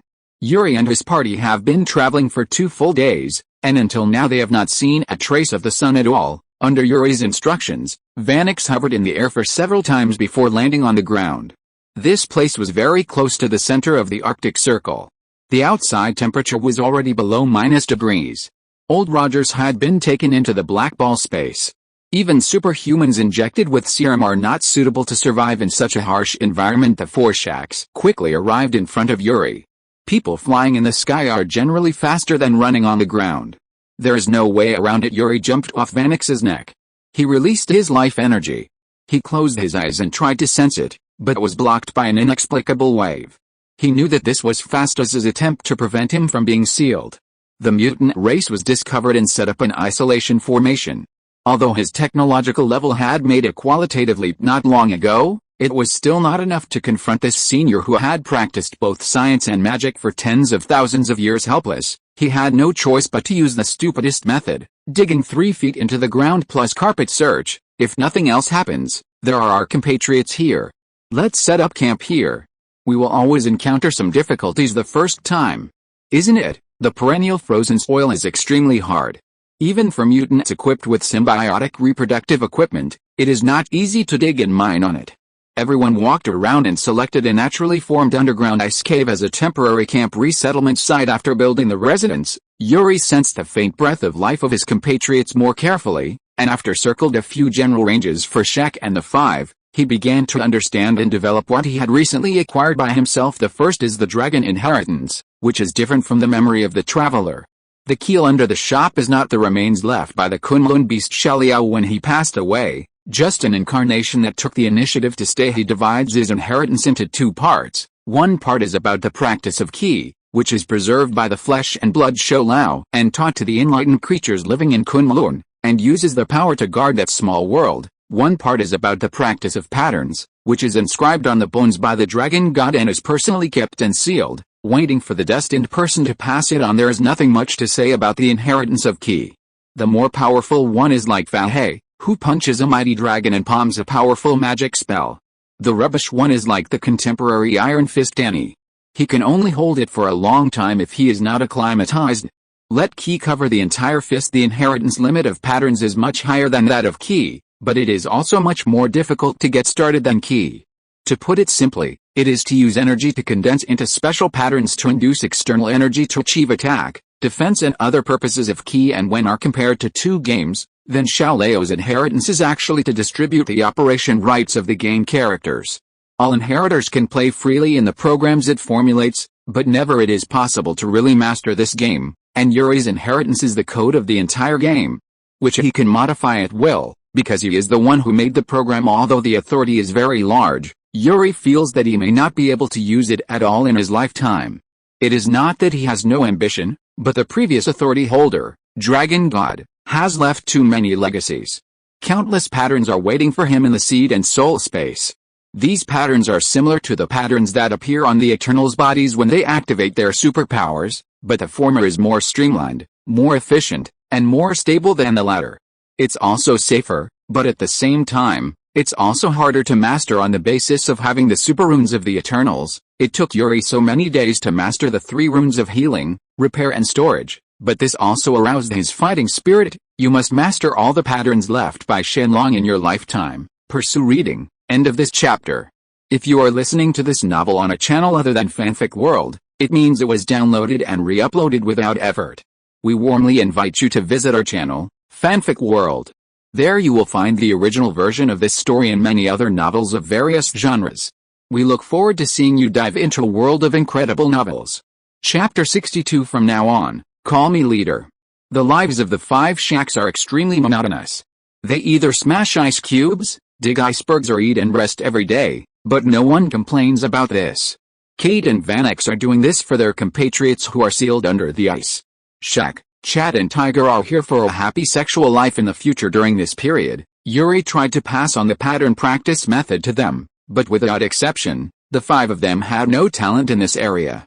After Yuri insisted on engraving the pattern on their bodies, these guys the ability can be used like an arm and a finger to bring out the abilities contained in it. Yuri walked out of the ice cave and floated into the air with his hands behind his back.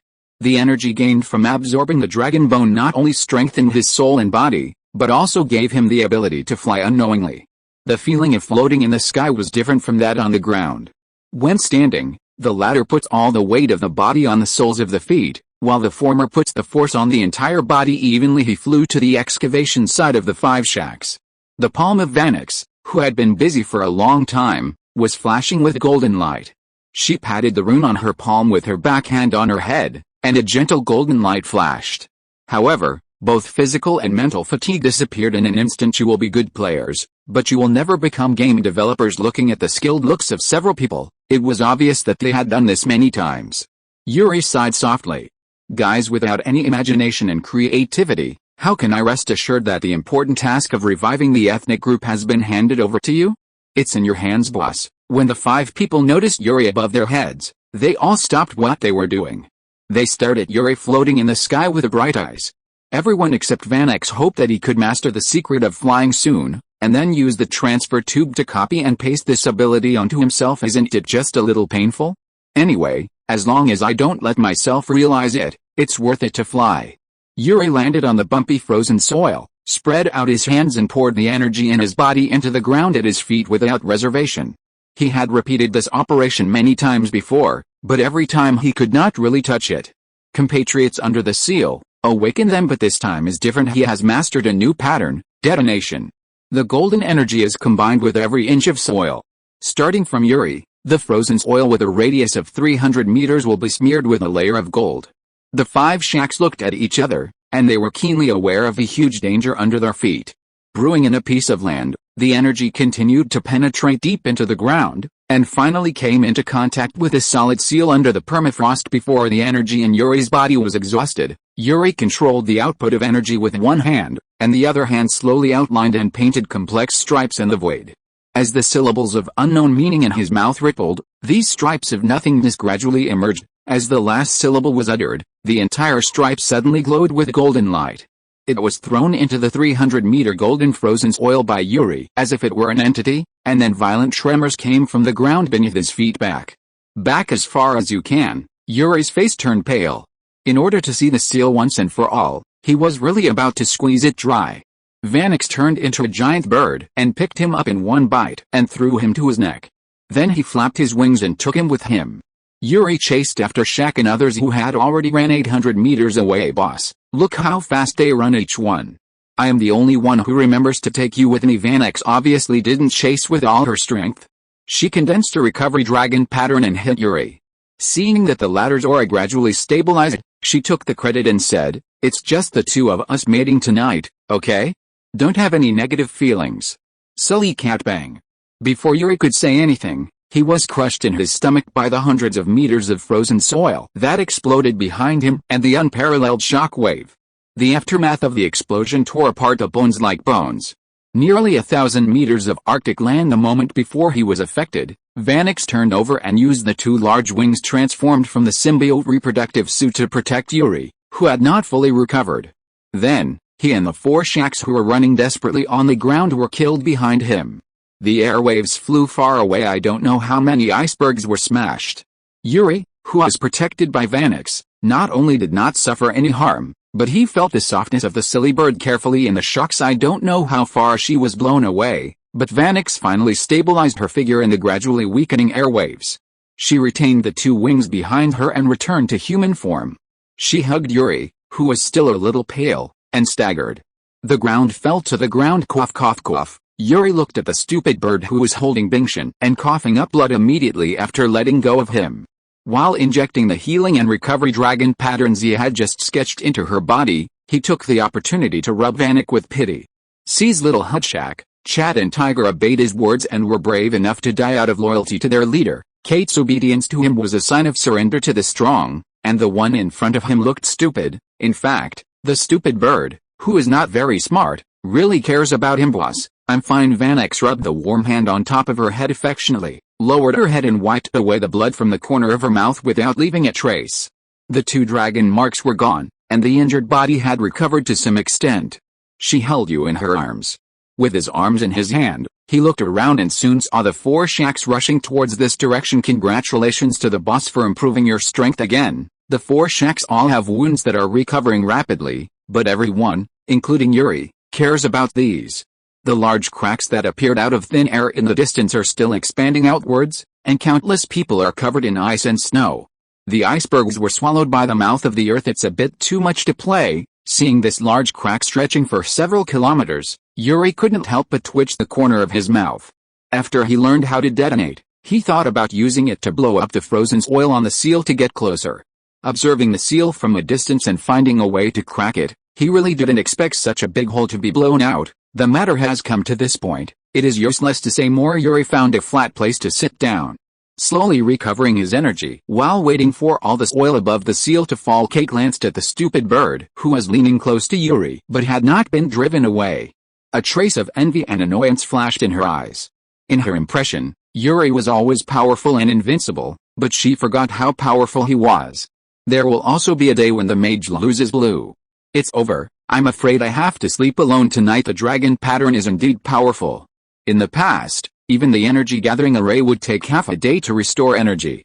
However, under the Restore Dragon Mark hand, it was fully restored within a few minutes. Yuri stood up from the ground and sat astride Vanek naturally. He consciously drooped his neck. All this oil on the big crack in the distance has settled on the ground. Shaq and others who have been silently guarding him have also turned into mutant prototypes. He looked into the eyes of the four monsters and suddenly smiled and said, "From now on, call me leader." End of this chapter.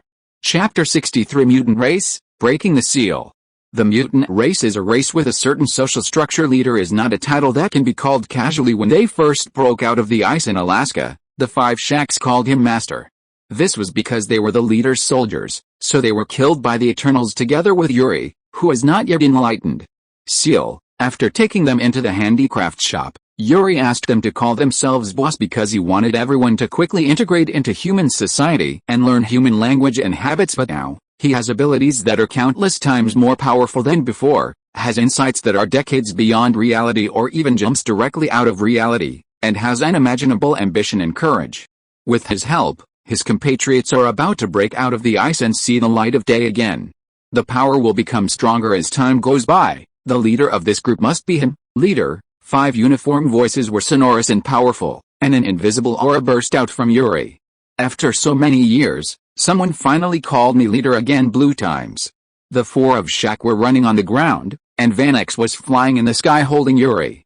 The 6 of them reached the seal that had become the Great Rift Valley almost at the same time, and plunged in without saying a word. Bang! Bang! Bang! Bang! Bang! 5 landing sounds sounded in no particular order, and the wind and waves blew away the soft soil underfoot, revealing the seal body covered by a tap. Yuri got off Vanek's neck, rubbed the dirt away with his feet, and then casually tore off a metal bar that was destroyed by the blast wave. The secret runes engraved on it were layered one after another. After learning how to make the Arc Reactor Mark series armor, making superpowers only instilled in him all the scientific knowledge of the same level, so he didn't know many of these magic side runes. He could vaguely distinguish them. They should all be used to defend against external attacks. Throwing away the scrapped seal parts, he pressed his hands on the ground, and the energy that had just returned to his body poured out again without reservation. He wanted to feel how useful this seal was. 1, 2, 3, in order to make the mutant race completely disappear from human society. Festus, this bitch, used 9 layers of seals to suppress his compatriots. 6 of them were specially designed for the outside world. They had all been destroyed by the explosion just now, and the remaining 3 layers were destroyed by the explosion just now. Layers to the inside, there is only 1 layer left that can still function. You must know that the explosion just now directly created a big rift valley. If it were Yuri who had just emerged from the ice in Alaska, he probably wouldn't be able to shake this layer of the seal in his lifetime. Dismantle. With an order, the 5 Shaqs immediately transformed into walking house-destroying machines. Countless tentacles transformed from symbiote reproductive suits moved in and out of the broken seals, and quickly tore down the 8-layer seal that had been scrapped. Yuri chanted obscure spells and combined with the storage dragon pattern to collect all the seal fragments into void space with unknown coordinates. There was no gravity and no sound in it. Only a majestic eel served as a light source. The sealed fragments that were taken in were placed there, floating quietly in a corner of the space.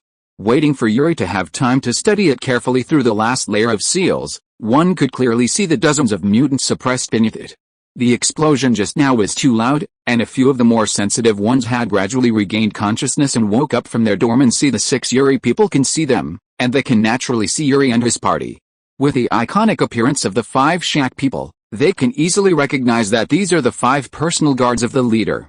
Look again. Looking at the human beings surrounded by the 5 Shack people like stars and the moon, the eyes of this group of awakened mutants couldn't help showing excitement. Ho ho! Yuri's face suddenly darkened. This group of blind fools, instead of bowing their heads after seeing him, they regarded him as food kidnapped by the 5 Shacks.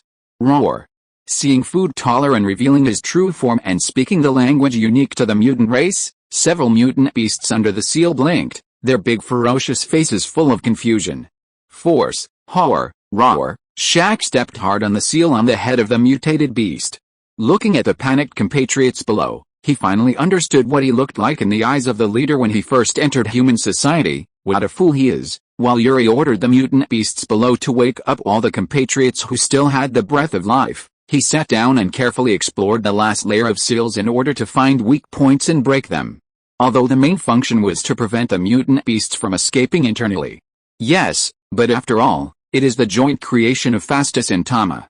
If he doesn't do this, he will really be unable to crack it with brute force. For a while the fellow mutants under the seal were rudely awakened one after another. After a brief commotion, they gathered in a group and stared longingly at the motionless leader sitting outside the seal. I don't know how long it has been sleeping. The leader and his bodyguards have evolved a lot. The leader must have suffered a lot at the hands of the Eternals over the years. Look at him, he has lost weight. I don't know where the leader will eat meat after he rescues us this time. After sleeping for so many years, I have almost forgotten what human flesh tastes like. Do you like to eat human flesh? I think beef tastes better, right, heretics? Our mutants don't eat human flesh and beef.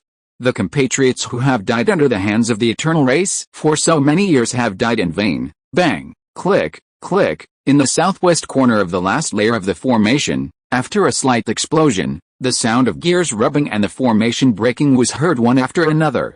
Yuri floated into the air. Under the surprised gazes of the mutant beasts, the palm of his right hand condensed an energy bomb the size of a fist. Isn't this the ability of the Eternals? How come the leader is so skilled?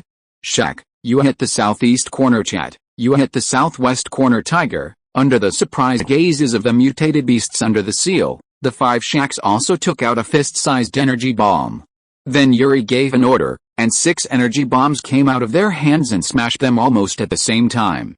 On the last layer of seals that flickered frequently, crack, crack, the shimmering golden light of the seal gradually dimmed, and each of the precise runes and gears lost their original function. The 5 Shacks felt a looseness under their feet, and they all transformed the symbiotic reproductive attire on their bodies into tentacles, tightly adhering themselves to on the rock wall of the Great Rift Valley. The mutated beasts under the seal began to restless. They stared at the solid seal above them that had suppressed them for hundreds of years. Now it finally cracked. Just waiting for the leader's order, they would break out in an instant and come back. World. Roar, roar. The low roar of the beast was mixed with uncontrollable excitement and excitement. Yuri raised his head and glanced at the sky above his head. It was clear and cloudless. The only pity was that there was no sun to be seen, but none of that mattered anymore, because it was right here. Moment, mutants, break the seal, roar. End of this chapter. Chapter 64. Becoming like me. Dozens of skinny blue-black monsters climbed up the vertical rock wall. They were scrambling and excited, like evil ghosts who had just escaped from hell. Their muscles were shriveled and their fur was dull, but his eyes are still fierce and his claws are still sharp. They jumped out of the rift, roared at the sky above their heads, roared at the ground beneath their feet, and announced to everything they could see the return of the planet's top predator. Yuri was suspended in midair, watching them vent their emotions with a smile. He took out the various foods prepared in advance from the black ball and piled them on the ground. The rich fragrance and rising heat instantly attracted the attention of all the mutant beasts. They gathered together in unison, facing Yuri in midair and letting out low beast roars, as if they were performing some ritual. After a while, all the mutant beasts stopped making sounds, whether they were 4-legged, 3-legged, or 2-legged. Those with legs and those without legs all prostrated themselves on the ground and offered their loyalty to the leader. Roar. Starting from today, the mutant race returns to the world. Roar. The first thing after filling your stomach is to learn human language. Ho, we will be in the North Pole for a while and will not leave until all compatriots break the seal. Ho, my personal guards will temporarily serve as teachers. If you have any questions, just ask them. Ho, no more words, let's start dinner. The three of Shaq could not restrain their excitement for a long time. After Yuri ordered to start eating, they revealed their powerful and domineering true bodies, looking for their favorite target among the skinny female mutant beasts, while Vanix and Kate followed Yuri straight back to the ice cave where they camped. Everything is difficult at the beginning. Now that he has successfully rescued a compatriot in the seal, Yuri can finally relax for a while and kick aside the silly cats and birds that are rubbing against him. He will be locked up for several days. Old Rogers was released from the black ball. What color? Wouldn't it be nice to bully the double-standard old man if you have the time? Old Rogers rolled around on the ground twice. The first thing he did after he woke up was to shudder violently. Although there was no biting cold wind from the outside world in the ice cave, the temperature was still below -degrees. This temperature, although it won't cause frostbite to death for a super soldier, it's still not a very comfortable environment. You'll never know anything from me. Old Rogers struggled to get up from the ground.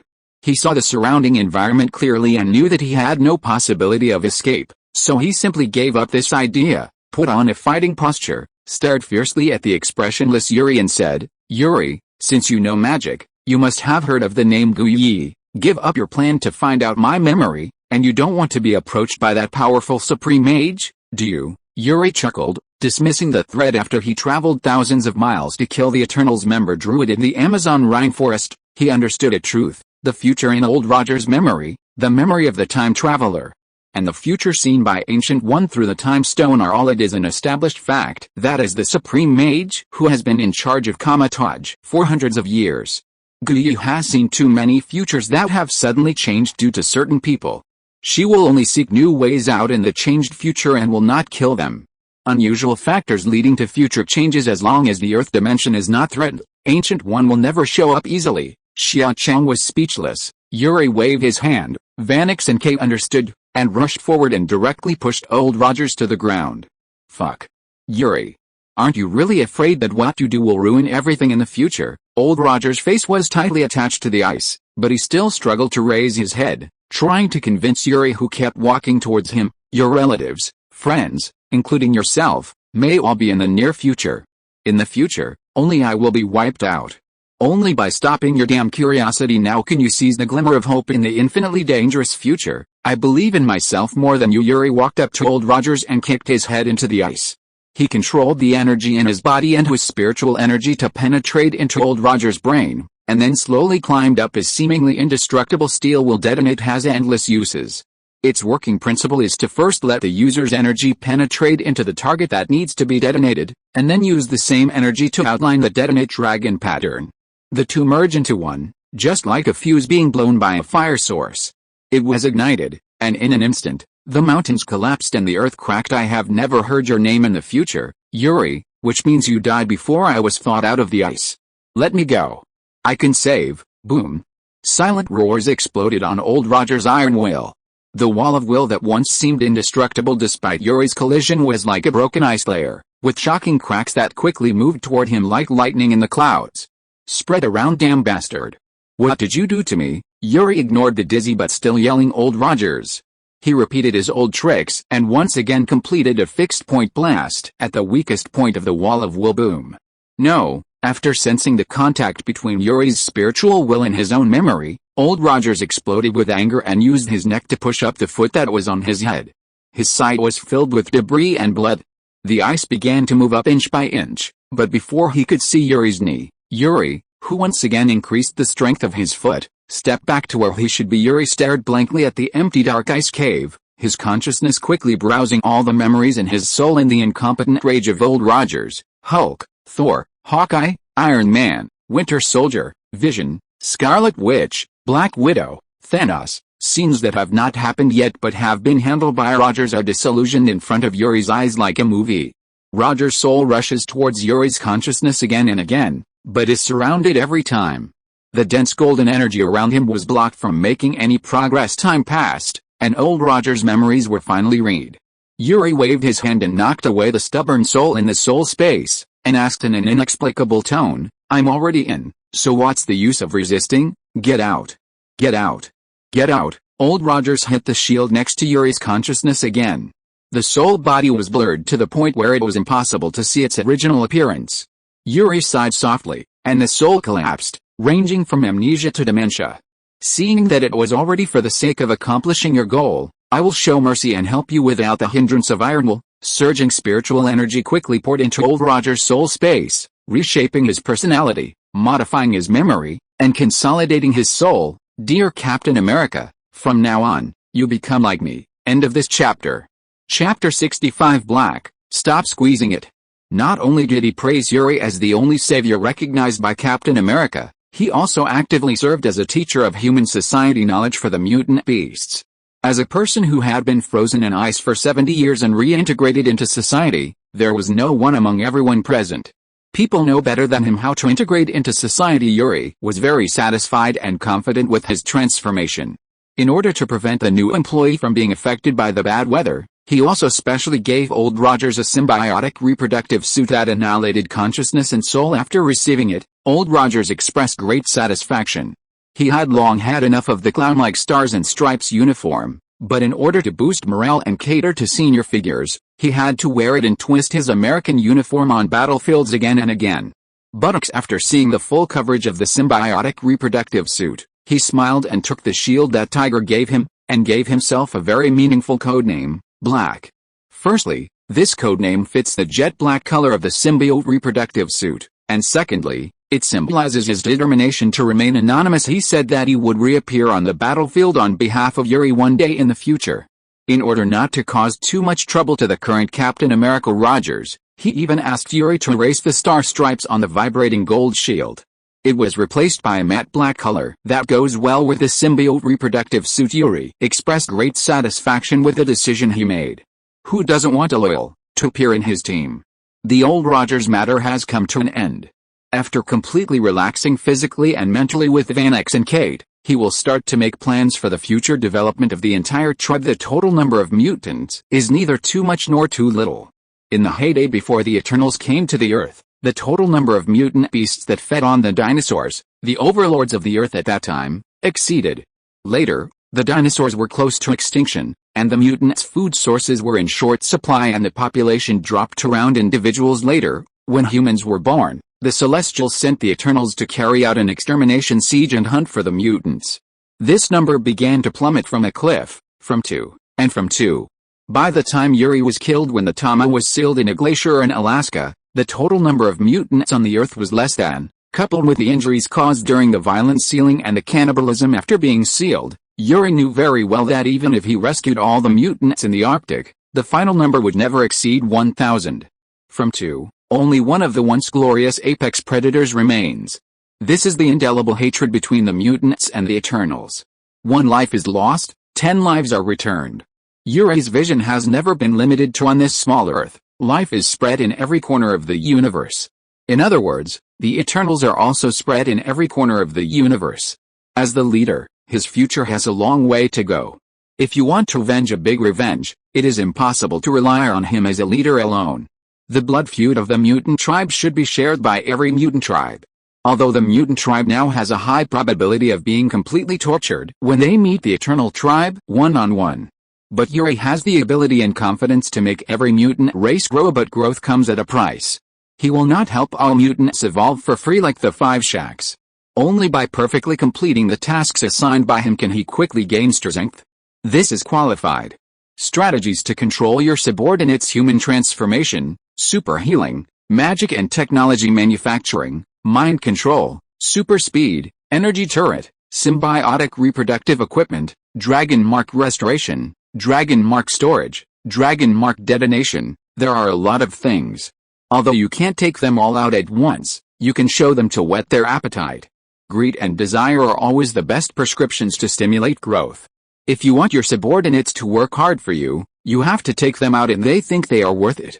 The reward for working hard: the prizes have been prepared, all that's left is how to distribute them. The 1,000 members of the mutant tribe must all evolve. If the rewards of each mutant tribe are to be distributed by Yuri personally, although it will maximize his prestige and status in the tribe, but if he really does this, then he can't do anything day by day. He can only sit there and be a ruthless transmission machine. No, absolutely not. After Vannex felt comfortable, He consciously went to the ice cave to teach the mutant beasts human language. Only Kate was left in the ice cave to accompany Yuri, saying he wanted to make up for the fact that he didn't turn around to save the leader instead. The stupid behavior of turning around and running away is actually just too lazy to deal with the compatriots who have not shed their animalistic nature. Yuri had been deep in thought just now, so she huddled in her arms and didn't bother him. After hearing him muttering to himself, she raised her head and licked Yuri's frown and said shyly, "No, what's not good? I didn't think so just now." "That's it, are you still not satisfied?" It has nothing to do with mating. Yuri pinched the long legs that were rubbing against each other, looked at Kate and asked seriously, "In addition to using the transmission tube to operate it myself, what other methods can be used to transfer the superpowers I have obtained to you and others?" "What about people?" Kate started working on Yuri, not caring at all about the large white area on her chest. She thought hard for a while, and suddenly said with uncertainty, "The superpower you gave me at the beginning can only be used by myself. But later, in the past few days, I discovered that when I used my superpowers, the symbiotic reproductive suit also secretly played a certain amplifying effect. This has never happened before, maybe, symbiont." Yuri's eyes suddenly lit up. After the symbiote parasitizes the host for a certain period of time, it can copy the extraordinary genes in the host and amplify them to a certain extent. He once used this ability to combine the electrostatic adsorption, super agility, and spider power of the little spider.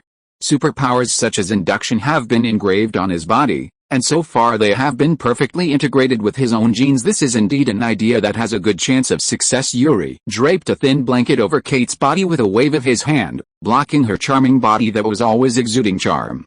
He summoned his symbiotic reproductive suit, and easily created 2 seals with readily available ice cubes.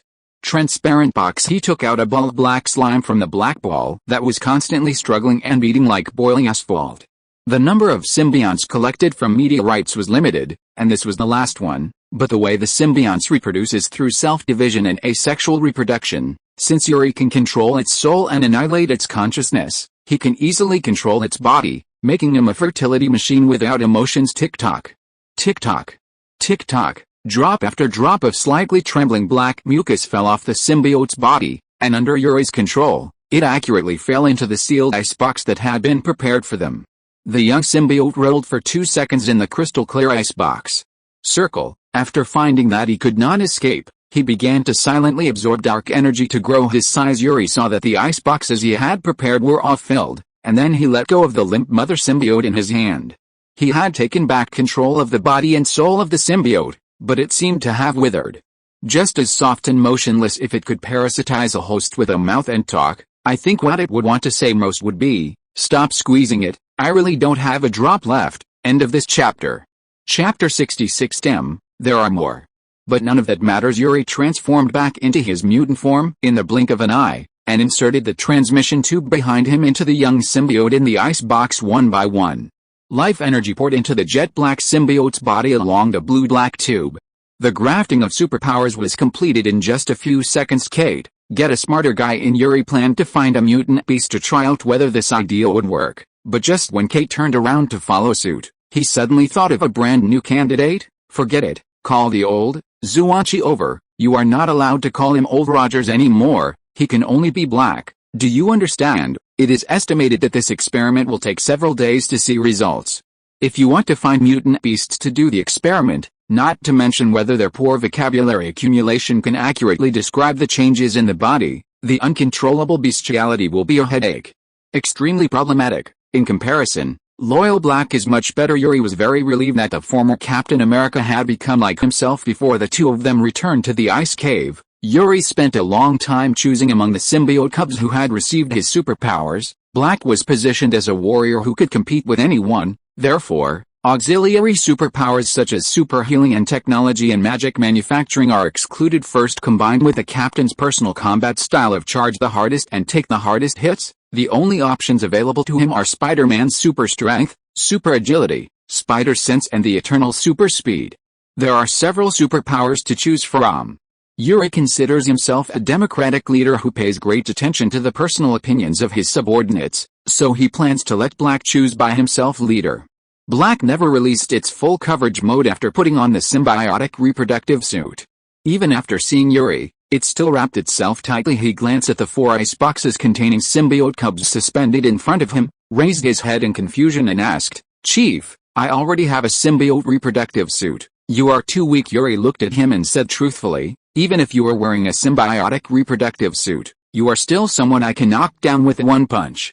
With your strength, I really don't know how you will face so many crises in the future." Those who survived the battle, seeing Wu Wei bowing his head in shame, he pointed to the 4 ice boxes suspended in the air and introduced, "They can give you super strength, super agility, spider sense and super speed respectively. You know your own situation best. Choose one of them to make up for your shortcomings." "I choose super speed." Xuanzi neither asked why he could only choose one or whether he could choose a few more, nor how much increase these superpowers could bring to him. A lifetime of fighting made him clearly know what he needed most, that is, you can get to the enemy faster and swing your fist faster. Very good. Seeing how straightforward he was, Yuri didn't ask any more questions. Anyway, as long as he kept working under him, these superpowers would fall on Xuanzi sooner or later. It didn't have much impact on who was earlier and who was later. All the symbiote cubs had their souls and consciousness wiped out long before Kate and the two returned to the ice cave. Yuri handed the ice box that was imbued with super speed to Black and the remaining 3.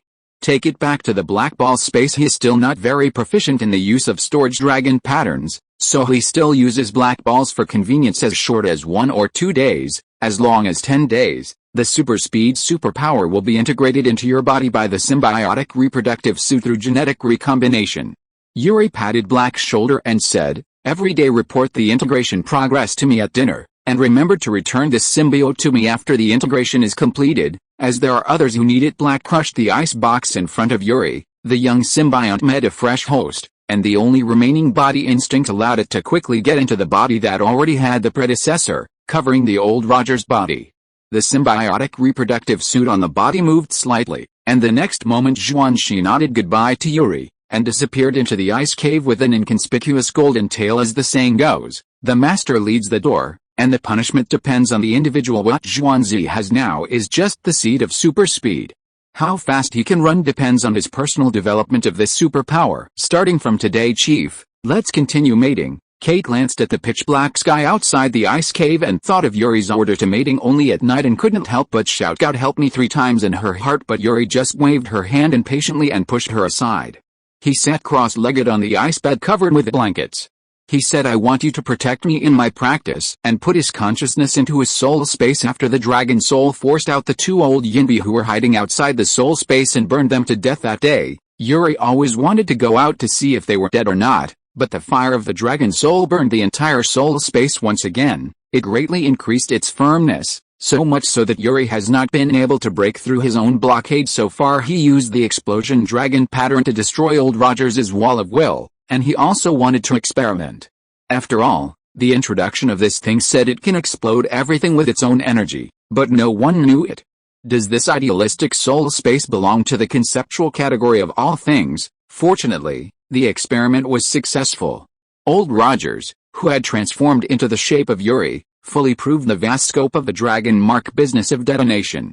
Then Yuri planned to attack himself now, detonate his soul space barrier, and find the hiding place and burial place of the old Yinbi. It will definitely hurt. Old Roger's head that was half lifted and then stepped back into the ground is enough to show the great pain that he has to endure after detonating. But Yuri believes that he will gain a lot. Yuri is covered in magic shields. Let's not mention Ambrosius for the moment. As for the time traveler who consumed % of the dragon soul, how can you say that he didn't leave any legacy? Impossible. At least Yuri would never believe it at this moment. In the golden soul space that was smudged by the dragon soul fire, Yuri used his memory to find the place where Yuri Ambrosius first entered the soul space from outside the space barrier. This place is now smooth, incomparable. Even if you touch it with your hand, you can't feel any looseness. Yuri's eyes flashed, and he no longer hesitated. He directly controlled a small ball of dragon soul fire, the size of a mung bean, and slowly seeped into the seemingly indestructible soul space barrier. The mysterious dragon pattern was slowly outlined by spiritual energy. Slow shaping. Finally, the 2 preparatory tasks were completed at almost the same time. Yuri's disembodied soul took a deep breath, and resolutely controlled the detonation of the dragon pattern and rushed towards a small piece of soul space barrier that was roasted to golden color on both sides by the dragon soul fire. The moment the 2 came into contact, Yuri's face darkened. Damn, there are more. End of this chapter. Chapter 67. This wave is very fat, the next wave will be even fatter. It's like a big hole was dug in the head, and the pain that permeated the whole soul made Yuri's face twitch uncontrollably. He felt that after this matter was over, it was necessary for him to use the detonating dragon pattern in a more delicate way. You must know that the equivalent is too large, and sometimes it will cause bad things. Fortunately, after experiencing the test of Dragon Soul Fire, he had a certain ability to withstand the pain in his soul, so in just a few seconds, he was able to restrain the pain and focus his attention again. The outside of the soul space seemed to be a void of chaos. It didn't seem to be dangerous based on the feeling. Yuri used part of his soul body to go in and out of the hole in the barrier to test it several times. The feedback he got was that this void chaos had a negative impact on the soul body. There is no special impact.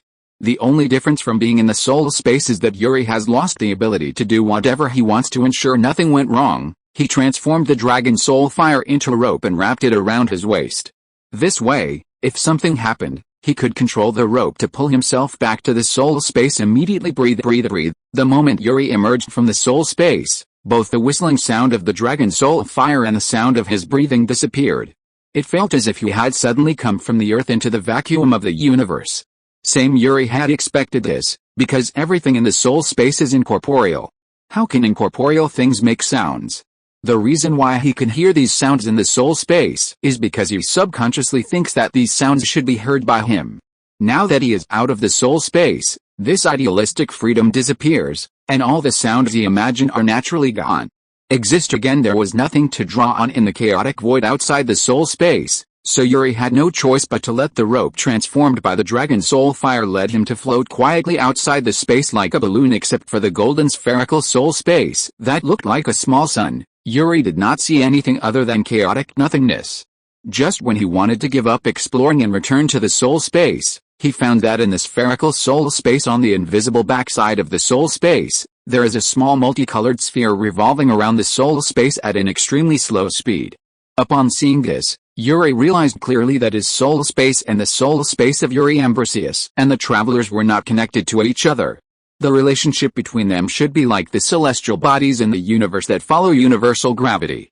In the same space, different speeds are performed around the movement just like solar and lunar eclipses. This phenomenon can only be seen when certain conditions are met. While Yuri was thinking, the colorful small sphere was already in front of him. Yuri controlled the Dragon Soul Fire wrapped around his waist to constantly zoom and adjust his position in order to stand exactly on the colorful sphere on the only way. At the same time, he stretched out his hand to infiltrate his spiritual energy into the surface of the approaching sphere, and the mysterious detonating dragon pattern was outlined and formed more and more skillfully. This is not my soul space. It shouldn't hurt anymore, right? After a while, the runes took shape, and the colorful sphere came right in front of Yuri. There was no sound and no light. It was like a chocolate ball that had been smashed by someone's hand.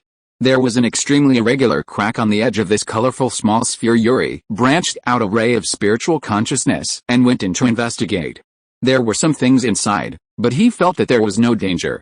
Seeing that the sphere was about to pass by, he no longer hesitated, and after lengthening the rope of soul fire around his waist, drilled straight into the inside of the sphere.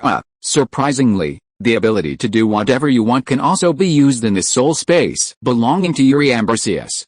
Without going too deep into it, Yuri had a change of thought, and the gentle white light instantly illuminated the dim internal environment. A chair, a table, a single bed, books on the table and a shield and long sword hanging from the bed. Yuri looked at the name of the book and immediately cursed Merlin Ambrosius for being an old bastard.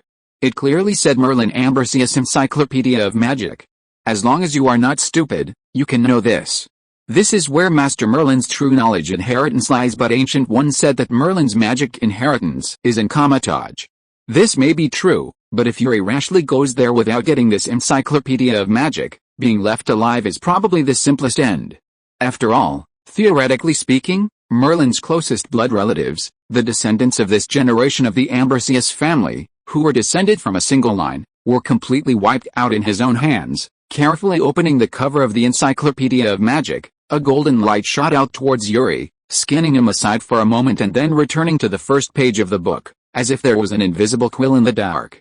As if waving, The words Yuri Ambrosius representing the original owner of the soul body slowly disappeared, replaced by Yuri Ambrosius representing Yuri Call. The whole process was so blind that it was unbelievable, but the encyclopedia of magic that came and went as quickly as he commanded it showed that he had indeed become the new owner of this book. When he couldn't figure it out, he put it down temporarily.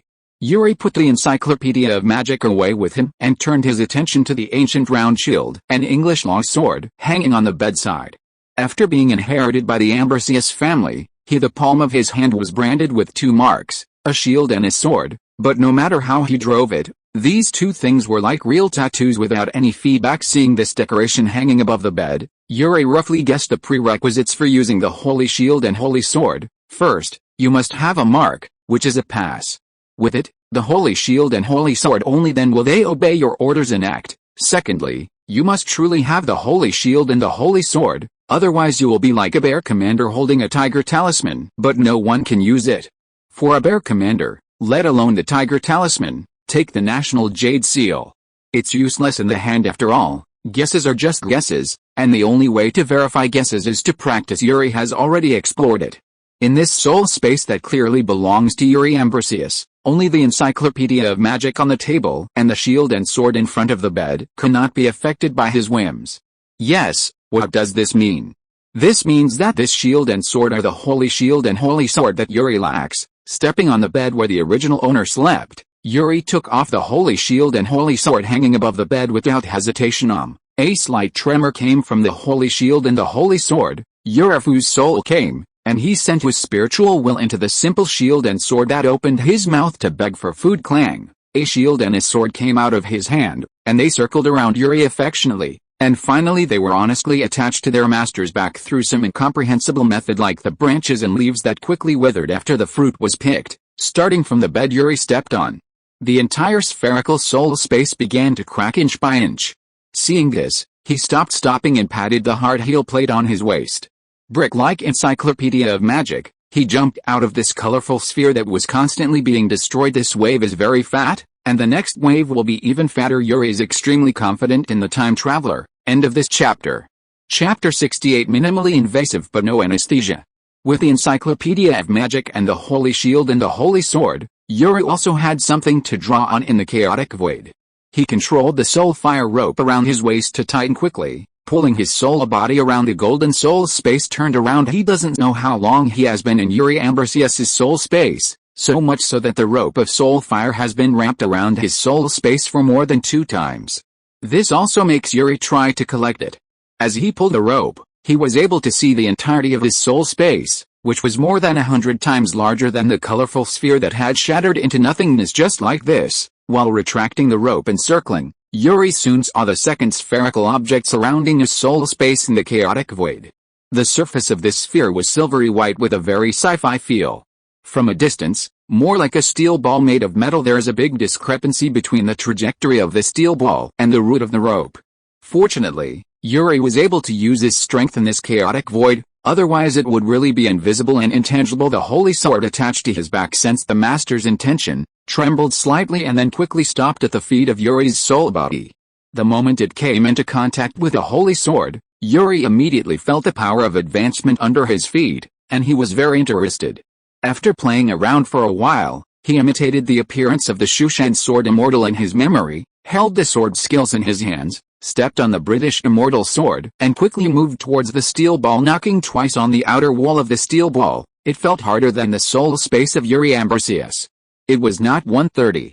Yuri considered for a moment and slightly increased the spiritual energy that penetrated the outer wall of the steel ball in order to it can blast through this barrier in one go. He had already experimented through Yuri Ambrosius's soul space just now. If he detonated other people's soul space, he would not feel any pain. In this case, there is nothing to be afraid of. 4 words and it's over.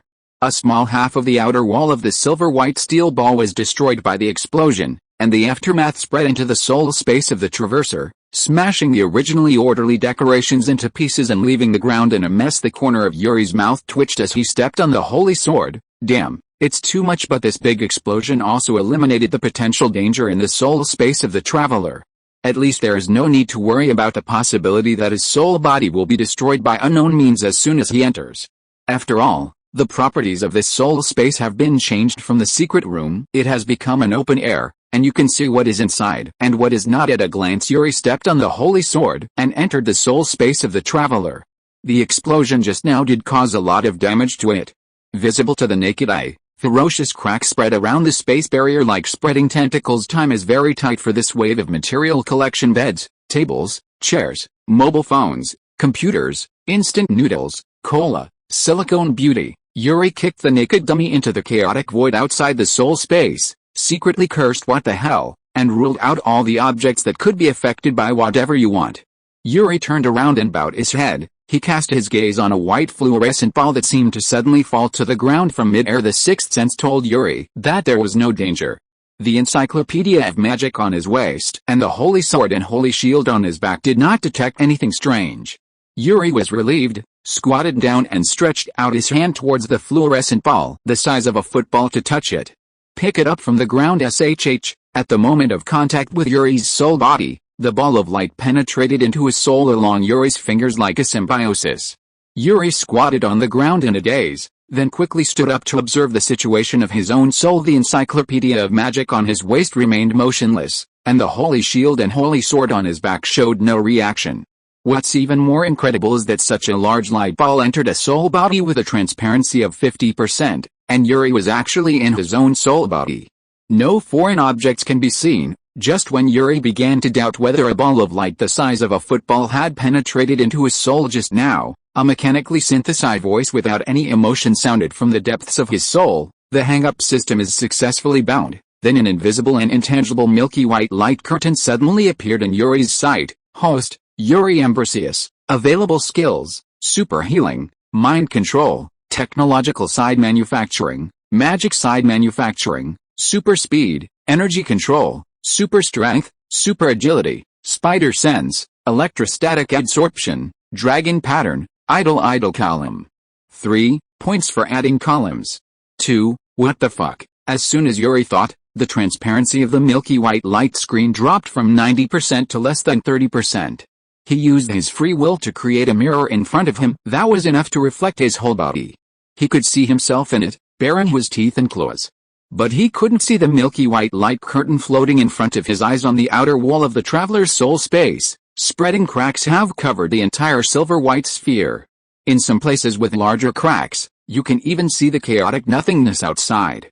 Yuri checked everything in the space one last time to make sure there was nothing.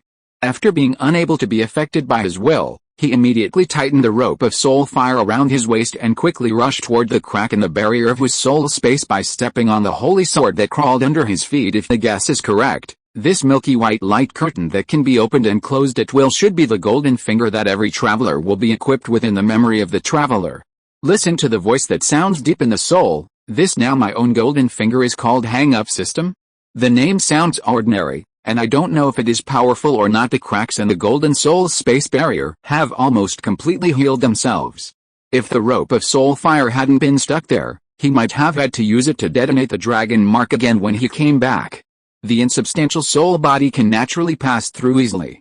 The hole in the barrier is as thick as the soul fire rope, but the holy shield, holy sword and encyclopedia of magic don't have his ability to bend and stretch. Do you really want to explode again? Yuri felt a little scared. Just when he was hesitating, he suddenly thought of the problem behind it, the holy sword. If I remember correctly, this is an artifact that can cut off things.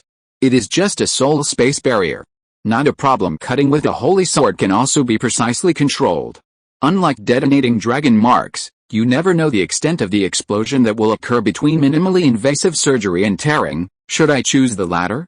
Yuri pulled out the holy sword from his back and inserted it into the golden soul space barrier like a hot knife cutting oil. The pain like needle pricks was transmitted into his soul in waves as the holy sword in his hand cut back and forth. Yuri endured this not too severe but still uncomfortable feeling and cut a flat crescent-shaped gap in the barrier. He first flattened the holy shield and sent it into the soul space along the gap, and then pushed the encyclopedia of magic in using the same method. Finally, he held the holy sword in one hand and entered it together with his soul body that could not only bend, stretch, but also flatten. Soul space. The holy sword was so capable of cutting that he was worried that if he just threw it in, it would come out from the other side of the soul space. Although the incision of microtrauma is small, It does not require anesthesia. End of this chapter. If you are listening to this novel on a channel other than Fanfic World, it means it was downloaded and re-uploaded without effort. We warmly invite you to visit our channel, Fanfic World. There you will find the original version of this story and many other novels of various genres. We look forward to seeing you dive into a world of incredible novels. Chapter 69. Available skills: super healing, mind control, technological side manufacturing, magic side manufacturing, super speed, energy control, super strength, super agility, spider sense, electrostatic adsorption, dragon pattern, idle column. 3 points for adding columns. 2. The milky white panel looms in the fire of the dragon soul. Yuri leans on the sofa in the soul space and watches it retrieve the memory belonging to the traverser over and over again. Except for clarifying the meaning of hang up, he doesn't get any useful information. It's said to be a system, but it's actually just a panel. There's no novice guidance or novice gift packs, which means Yuri doesn't even know where the 2 additional column points come from. It's useless to think about it. Whether this system is powerful or not, you will know if you try it. The operation of the system is very ordinary mind control. Yuri first consumed all the 2 slot points, and the number behind the idle slot immediately changed from 3 to 5. There were no special effects, no strange feeling, it just gave him a feeling. It seems to be a simple numerical change. Super healing, mind control. Yuri didn't know if the on-hook skills could be taken off after being on-hook, and he didn't know if the skills in the on-hook mode could still be used, so he chose them very carefully. If it's the first one, let's pick a dispensable one to test the waters. He quickly selected the first skill to enter the idle state among all the skills that can be idled. A superpower copied from the little spider. As a mutant, Yuri's own strength is very good, although it cannot be compared with the infinitely enhanced comparable to the Hulk, but still on par with Thor. So even if the AFK skill cannot be used, strength will not be his shortcoming. After selection, the content on the milky white panel was updated instantly. Host: Yuri Ambrosius. Available skills: super healing, mind control, technological side manufacturing, magic side manufacturing, super speed, energy control, super agility, spider sense, electrostatic adsorption, dragon pattern, idle column. 4 points for adding columns. 0 on-hook skill, superpower. Note: skills that have been idle cannot be changed within 1 year, and the normal use of skills will not be affected during the idle period. When Yuri saw the last line of words, his expression suddenly relaxed. As long as it does not affect the use, let alone it cannot be changed within a year, even if it cannot be changed forever, it will not have any impact on him.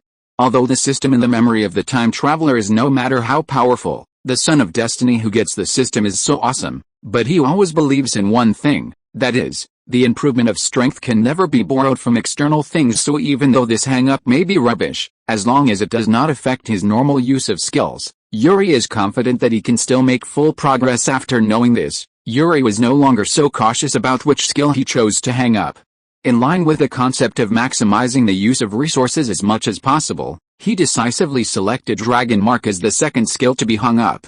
Anyway, it doesn't affect the use, just treat it as a proficiency gain. There is no quantitative indication of the idle effect of this rubbish system, but assuming that the proficiency rate of each idle skill is the same, putting the most difficult to learn and practice skills will definitely bring the greatest benefits. Number 3, super speed. 4th, energy manipulation. Not knowing how to increase slot points and constantly acquire new skills, Yuri felt that leaving an empty slot was a good choice. Yuri closed the panel, leaned on the sofa and took a long breath to relax completely. The matter between the time traveler and Yuri Ambrosius was finally completely over. From now on, he no longer had to worry about his hard work. The hard-earned strength will be used as wedding clothes for others. In the blink of an eye, 7 days past. The first batch of mutants rescued from the seal have recovered their vitality. Not only that, under the words and deeds of the 5 shacks in black, several talented guys have learned to hide their bestiality and become the second batch of Yuri's compatriots who turned into humans after letting them each choose the same super symbiote they liked. Yuri organized a group of mutant beasts who had become bestiality because they had nothing to do. They came to the second sealing point and divided the dozens of mutant beasts into 5 and 5 parts. After leaving behind the fragrant cake, the first group to dig up the sealed super symbiote will be rewarded for the whole group. Yuri found an ice cave nearby to continue his life of asceticism, but at this moment, Hey Sen, who is wearing a full-coverage symbiote reproductive suit, approached. He successfully integrated super speed into himself 2 days ago. These days, you can always see him running wildly in the ice and snow fields. Could he be here to get new superpowers? Boss, I want to find my past self. Yuri was stunned for a moment, and then he realized that he wanted to find himself who was still sleeping under the ice 70 years ago. Rogers Sr. looking for Rogers Jr. sounds quite interesting. After Yuri carefully checked his modified memory and soul to make sure there were no problems, he asked Chat to go with him. Monitoring the old Rogers was not the main purpose. The main purpose was to quickly find the American who had been a popsicle for 70 years. Team leader, I heard that this unfortunate thing was buried in the ice tens of meters underground. Without the life perception that comes with super healing, even if old Rogers had an extremely precise target, it would not be easy to find his past self after all the trivial matters were dealt with. Yuri looked at the time on the antifreeze clock. It was already 58 in the evening. He gathered his mind and concentrated on preparing for today's idle profit. After these 7 days, he has completely retracted his words such as this is really a rubbish system. Without him, the daily benefits given to him by the idle skills are really great. Each idle skill is settled once a day, and the income is paid out once a day. After actual verification, the daily idle income of each skill is as good as the result of focusing on a certain skill for a day. 5 idle slots, 4 out of 4 idle slots. This is completely equivalent to using his 1 day as 5 days. Let's not mention super strength, super speed and telepathy for the moment. After all, the base number is too high and the foundation is too good. In just 7 days, no obvious effect can be noticed at all, but the dragon pattern is different. The on-hook system classifies all-encompassing dragon patterns into one skill. But in fact Yuri can subjectively control which specific dragon pattern it focuses on, such as detonating. In just 4 days, he was able to accidentally destroy himself. The blaster Ziobe, who was killed by the blast, became a blasting expert who could blow up whatever he wanted, and become whatever he wanted to be. If it hadn't been for this on-hook system, who would have known that the effect of detonation not only depends on the amount and quality of the injected energy, but also on the quality of the condensed detonation dragon pattern? If I had to explore by myself, I don't know how many 4 days it would take to find this blind spot. All in all, Yuri's assessment is, hey, it smells so good. End of this chapter. Chapter 70. Icarus. With their animal nature still intact and their intelligence still intact, most of the superpowers chosen by mutant beasts were super strength or super speed. For this reason, Yuri had to squeeze the poor mother symbiote again. At this moment, Yuri is standing alone on a huge seal that stretches thousands of meters, carefully studying this creation of the Eternals. In order to improve his magic level, he has carefully studied magic in the past few days. Encyclopedia. The two superpowers of magic side manufacturing and technology side manufacturing are closely related to his own level of technological knowledge reserve and magic knowledge reserve level. This is also the reason why Yuri has to save Tony Stark many times, whether it is the current arc the reactor, or the future Mobius strip time shuttle, these ridiculously dark technological creations. It is estimated that only Tony, who is cursed by knowledge, can create them. Even if you look at the entire universe, the arc reactor is still a technological creation with a high technical content. Since learning its production methods and principles, Yuri's level in technological manufacturing is still not as good as that of this number 1,000 years of Fastus, but the difference is not very big. After starting to study the Encyclopedia of Magic, the gap between the two on the magic side has also narrowed rapidly. Here Yuri would like to express his special thanks for his appearance. He can only be said to be the almighty observer of the universe. Encyclopedia of Magic explains magic in a simple and profound way, which really benefited Yuri a lot, coupled with the fact that he can have the seal of the Eternals as a basis for comparison with reality. His progress can be called super fast. It still doesn't work. Yuri stood on the first layer of seals inside. No matter how fast he progressed, he would not be able to catch up with Fastus in a short time. Just like this first layer of seals, he had already memorized all the magic runes on it. But I only know less than % of them, plus the wonderful combinations between various runes. Stand back, I'll blow up the seal. 13 rays of golden energy shot out from Yuri's body towards several special positions of the seal. If you can't understand it, you can't understand it, but it doesn't affect my ability to find your weak points. Yuri waved his hand. 13 The detonating dragon patterns with different energy levels and reactions were formed almost in an instant. They were controlled and combined with their corresponding explosives to become one. Only the only explosion sound of the 13 aggregates was heard, and the first layer of formation flashed. After a few blows, it shattered. The second, third, and fourth layers are all done in the same way. Remember the rune groups above, learn their physical structures, and after finding the weak point, use the detonating dragon pattern to destroy it. The movement this time was much smaller than the first time. Before the last layer of seal was broken, it didn't even wake up the mutant beast sleeping under the seal. Yuri fully absorbed the experience of the last time. As early as the third to last layer was broken, when the first layer of seal was sealed, he turned back to his true form of the mutant race. Early the powerful momentum and familiar breath instantly awakened a group of mutant beasts that were in good condition. Yuri injected a burst of life energy into each of them to help the tribesmen quickly recover from their dormant state. Ho ho ho! The roars of beasts in the deep pits under the frozen soil are constant.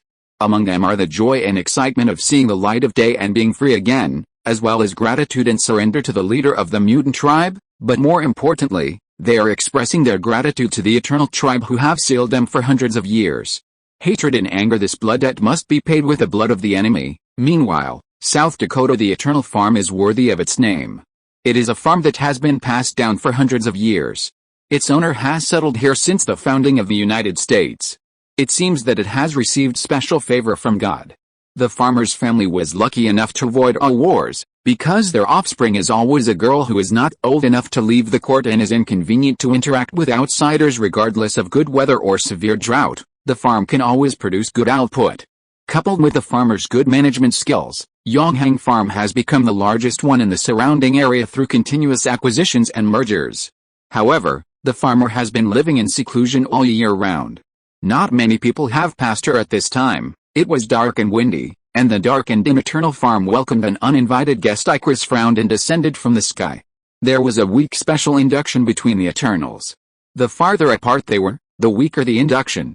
He slowly landed in front of the door of the small wooden house located in the boundless wilderness, and pushed gently. He opened the door, which was not locked at all.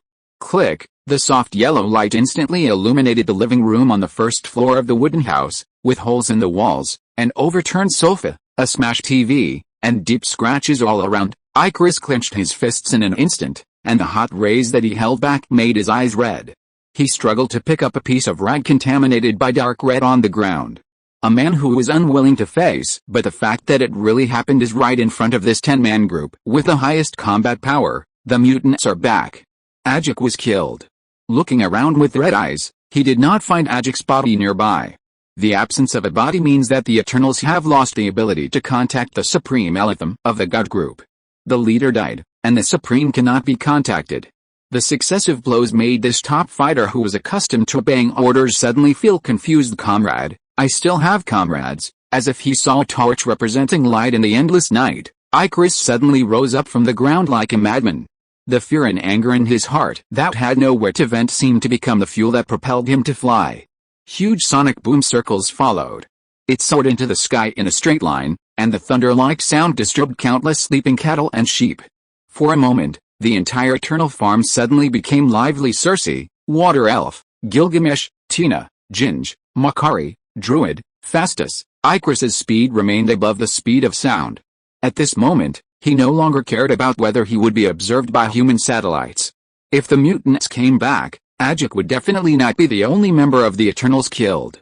Thinking of the powerless Circe and the Water Elf who could do nothing but create illusions, his heart trembled violently. One is the goddess who kicked me away, and the other is the licking dog who licked me till I got there. Not one can be missing. As for the others, let me confirm the safety of my ex-girlfriend first. A series of sonic boom circles are so conspicuous in the quiet night sky. Not long after, Tony, who was sleeping soundly with his arms around Pepper, was awakened by phone calls one after another. Pepper woke up and listened to the voice on the other end of the phone. Hello, Mr. Stark, I am Agent John from the Homeland Strategic Defense Attack and Logistics Bureau. I need to know the purpose of your flight to the UK. You know, this is a very important diplomacy. The purpose of my flight to England. Tony glanced at Pepper, who was sleeping soundly on his arm, and said with a puzzled look on his face, I am sleeping at home, and I have no plans to fly to the UK in the near future. What on earth are you talking about? Sorry for disturbing you. The phone was hung up instantly. John Garria took a look at the traced signal source. There was no doubt that it was in Tony's big villa. Just when he was wondering whether Tony had used technology to cover up the source of the signal, the satellite finally captured the unknown signal. Clear images of flying objects looking at the man in the trench coat. Surrounded by the detonation ring, Garrett's eyes instantly narrowed. He motioned to his colleagues who were also surprised to be quiet. He walked to the corner and dialed the number of the current director, Alexander Pierce. End of this chapter. Chapter 71: The Challenge of Being Overwhelmed. Late at night, a penthouse in a high-end apartment in New York City. The light in the study room suddenly came on, and then an elderly man in a nightgown, with eyes full of sleepiness but with unusual seriousness, came in. He turned on the computer on the desk and checked a few photos sent by his subordinate. "So, I bought it." Pierce zoomed in on the man flying in the sky at supersonic speeds, and his angular face proved that he was not wearing any device to assist flight. After pondering for a moment, he opened the browser and entered a string of garbled URLs. After a while, the entire computer automatically shut down and restarted, and an ugly octopus-shaped red icon filled the entire desktop. Yuri, who is far away in the North Pole, does not know that the mutants have been exposed to the side of the Eternals. After breaking the second seal, the work of digging the seal to rescue his compatriots has entered the fast lane. Every 1 or 2 days, the mutant beasts at the sealing point were rescued. The closer to the core of the Arctic Circle, the denser the sealing point set by the Eternals, which provided great convenience for the search work. This also means that Yuri has no time to settle down and study magic seriously these days. He is either busy breaking seals or going to sealing points to break seals every day. Although the repetitive work was boring, he also felt fulfilled and happy from the bottom of his heart seeing the increasing number of mutated beasts and the growing strength of individual mutated beasts. Accompanied by roars of beasts one after another, Yuri, surrounded by a crowd of mutated beasts, landed on the excavated seal body. This was one of the only 2 remaining life sites after investigation, but after Yuri's, if you look carefully, this may be the last sealing point for mutants. It is not only the mutants who are trapped under the endless frozen oil of the Arctic. According to the news that Yuri learned from the mother symbiote, Grendel, the black dragon parasitized by the god of symbiotes, Grendel, is also in the center of the Arctic Circle. There is reason to speculate that the last place of life is its sleeping place. There must be some ideas, but they will have to wait until all the mutant races break out of the seal. 1 layer, 2 layers, 3 layers, all 9 layers of seals were quickly blown up. Yuri was suspended in midair, using his momentum and breath to gently awaken the last batch of sleeping mutant beasts who. Listening to these extremely aggressive beast roars, Yuri frowned deeply. Not only that, the mutant beasts who were watching looked at me and I looked at you, and fell into an unprecedented silence. Roar, hit the old leader. Support a new leader. Roar, you have led the entire mutant race to destruction. You are not worthy of sitting in the leader's position. Ho, change. Amidst the shouts of skinny but loud anti-party mutant beasts, a fat and strong mutant beast with fair size bumped away. A group of younger brothers who supported him with loud voices came in front of him with a long look. Roar. The roar of this beast was so loud that it completely drowned out all the previous feeble sounds. It stared at Yuri, who was slowly falling to the ground, and pawed at it. Its intention to attack was self-evident. Are you sure you want to challenge me as leader? There was no kindness in Yuri's eyes when he looked at this mutant beast. The number of mutant beasts that survived the last sealing point was ridiculously small, but the bones piled up around it were one after another. Cannibalism. This is what it means. The reason why this mutated beast is fat and strong. Roar. The old king shall die, the new king shall be established. This mutant beast glanced disdainfully at Yuri, who was so thin that he was almost the same as a human. The bigger the body, the stronger the power. This is the ancestors' battle with the dinosaurs. It has learned the true meaning of evolution through thousands of years of fighting. Although it doesn't know what the old leader in front of it has experienced in the hundreds of years since it was sealed, but with its current size, it is confident that it can kill him with a slap. Roar. The mutants do not accept defeat. If you want to surrender first, then offer me your tiny head here. The mutated beast glanced at the 5 shacks who were watching the show with their hands folded with some fear. He had already looked over just now. Of all the mutated tribesmen present, except for the 5 leaders' personal guards, none of them were of similar size. He's still big. Ho, in the battle for the leader, personal guards are not allowed to appear. What are you waiting for, my thin and short old leader? A trace of violence flashed in Yuri's eyes. He did not look at the mutant beast whose fate was already destined. Instead, he turned his attention to the dozen mutant beasts hiding behind it and cheering. Ho, the consequences of being loyal to it, have you really figured it out? Now every mutant beast is a valuable resource. If these rebellious mutant beasts go astray and turn on themselves, he doesn't mind suppressing his inner reaction and temporarily letting them live, but it turns out that no rebel can repent. These dozen mutated beasts heard Yuri's inquiry and responded with a louder voice, Ho, the old king shall die, and the new king shall stand. Call. Yuri lowered his head and sighed. This last sealing point was all in vain.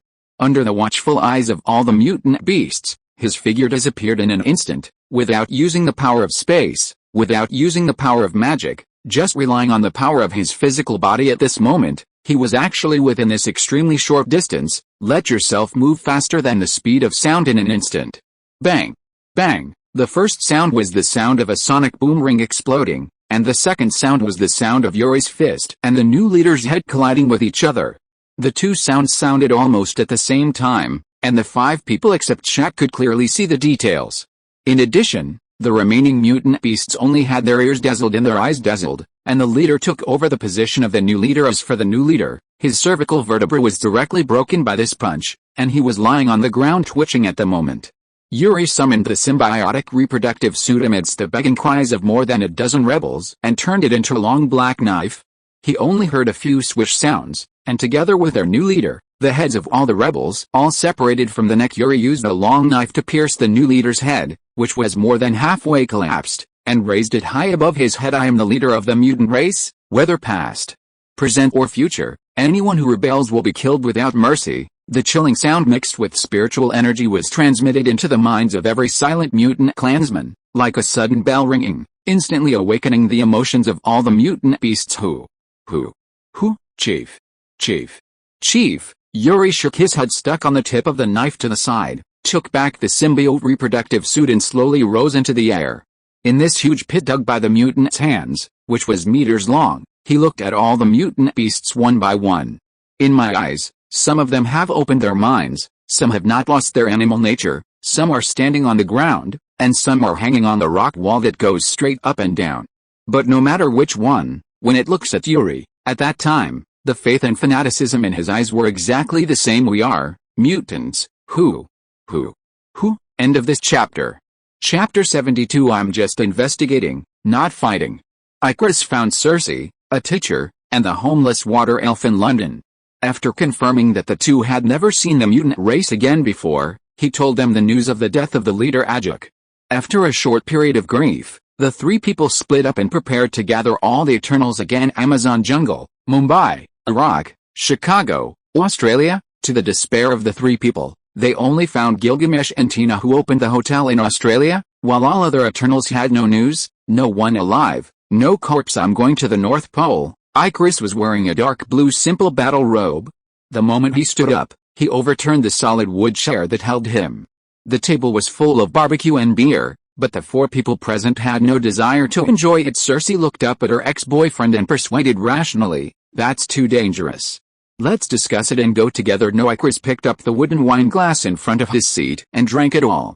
He slammed the empty wine glass on the table. I am a qualified soldier and know what to do before the war starts. Reconnaissance. It's reconnaissance. Until now, we don't even know the enemy's location, so what if we are together? Our most reliable investigator, Macquarie, has been killed by those bastards. Now this job can only be left to me. Don't worry, Circe, I just want to find their gathering place. I will not rush into it. Take action and disturb the other party. Circe was still hesitating, but the water elf couldn't wait any longer. She looked around and said to Icarus seriously, I believe you, Icarus. There is no doubt that among the 5 of us, you are the strongest, and with Ajuk dead, I think you can become our new leader and lead all subsequent actions. Tina and Gilgamesh looked at each other and had no comment on the water elf's proposal. Both of them were very confident in their fighting power, but they had no interest in the so-called leadership. Just when the atmosphere was about to fall into silence again, Circe stared into Icarus's eyes and asked, just reconnaissance? Icarus nodded heavily and said, it's just investigation. Not long after, a sky-high pillar composed of a sonic boom rose from the Australian desert. Under the monitoring of a number of satellites and radars, it flew straight to the northernmost point of the planet, the North Pole. Being wary of the tidal god of symbiotes, Yuri not only did not allow any mutated beasts that had not lost their bestiality to approach the excavation mission of the last living site in the Arctic Circle, but he even allowed Shaq, who was starting to dig, to connect with yourself to take off the symbiotic reproductive suit and store it in the space that stores the dragon pattern in order to dig out Grendel as much as possible without waking him up. The digging equipment Yuri equipped for everyone involved in the excavation was simply a super excavation equipment reinforced with a large amount of magic to increase its sharpness and penetrating power shovel. Fortunately, everyone's work efficiency was not low. In just 2 days, more than meters of frozen oil above the last living site or dugout. Suddenly, the spider sense suddenly kept warning like crazy. Yuri looked up in confusion and found that he was not the only one to sense this warning.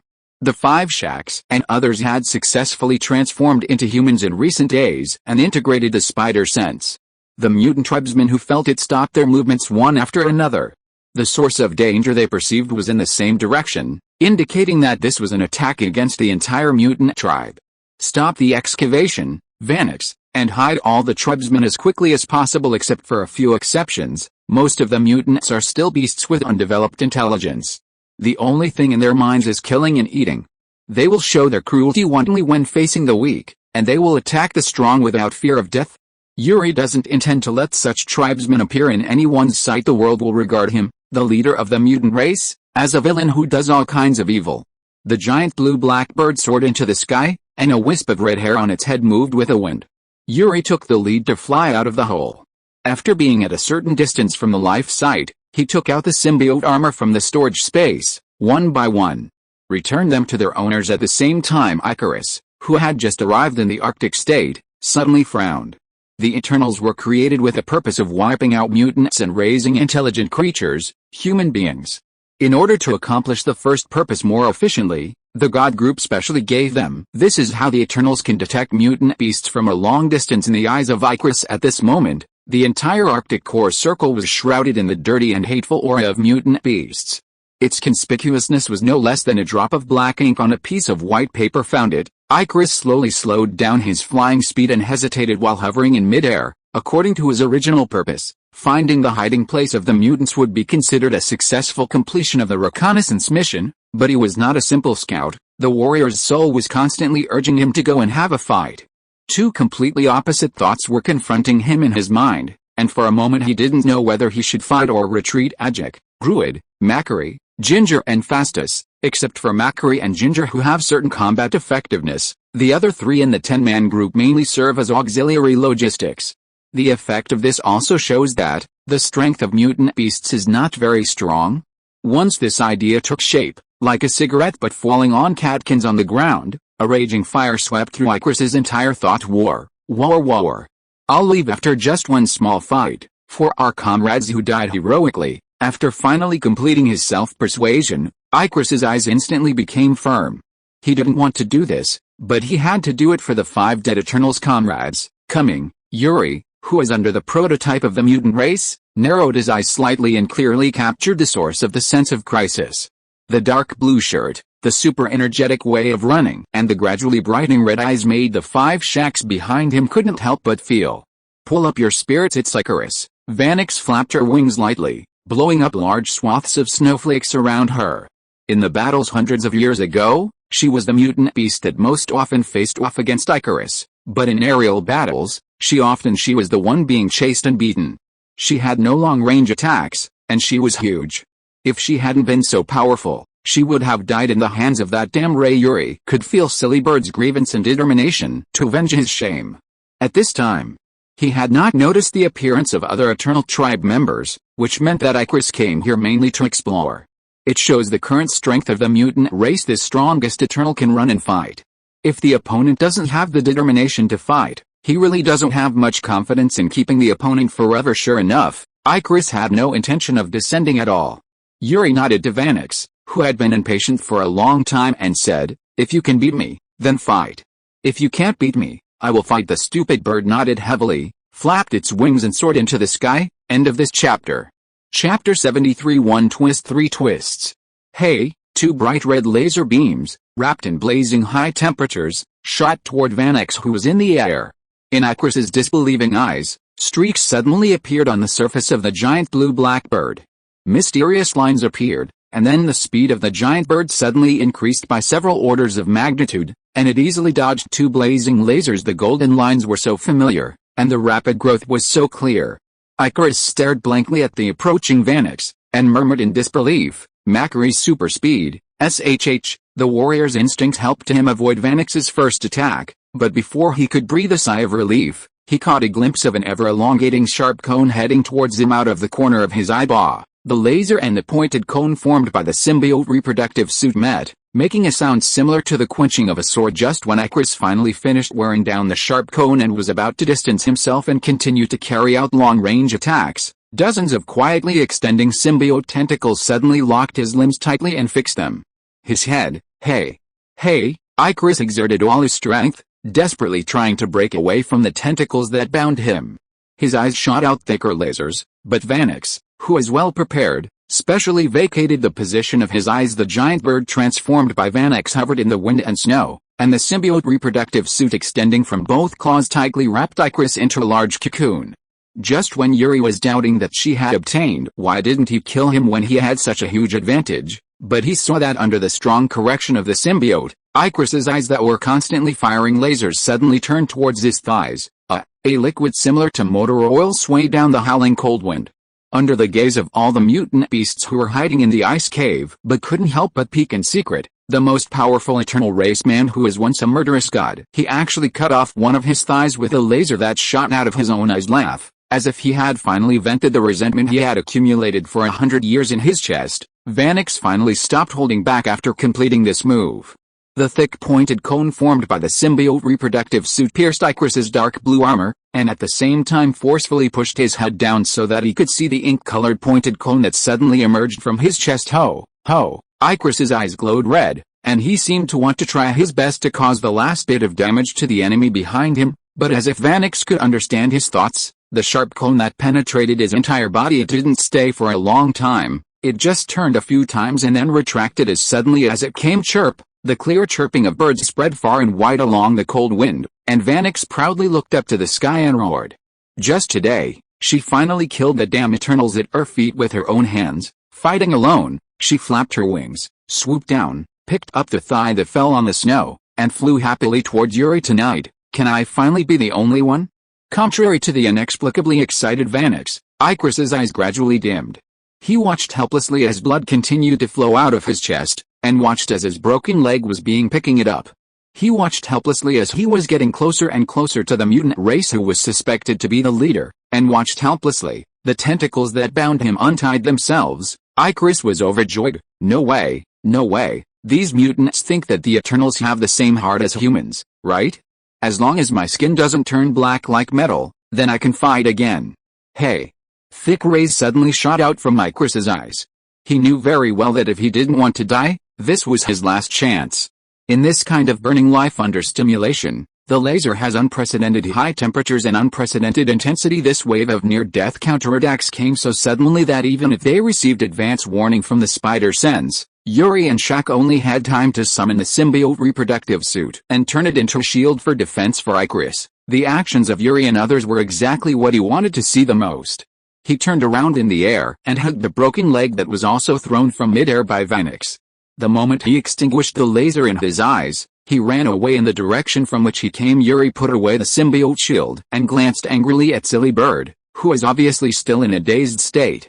Just when the latter finally realized what had happened and turned around with annoyance on his face to give chase, Yuri killed him with one blow.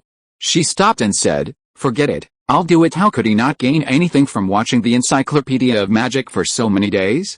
Out of his yearning for space magic and fantasy about teleportation gates, the first thing he found was the teleportation magic similar to the one used by Kamikaze mages in welding iron gates. It wasn't until he carefully studied the principles of this type of magic that he realized why Kamikaze mages would have light spots like electric sparks when they drew circles. The essence of the portal is space cutting.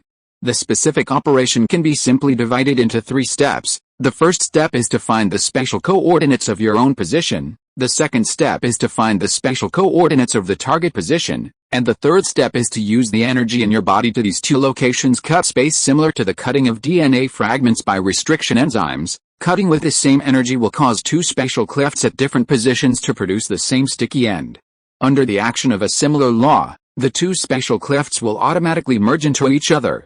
Together, this achieves the purpose of space jumping. The reason why electric sparks appear is very simple, that is, when its own energy cuts space, the waste residue formed by the combination of space and energy, once the energy evaporates, the space fragments will reintegrate into the invisible space and disappear. As Yuri, who directly stores the lower space energy of cosmic magic containing space gems in his body, he has an understanding and learning ability for this type of magic that is far beyond ordinary people. It is completely different from the detonating dragon pattern that once caused him so much trouble.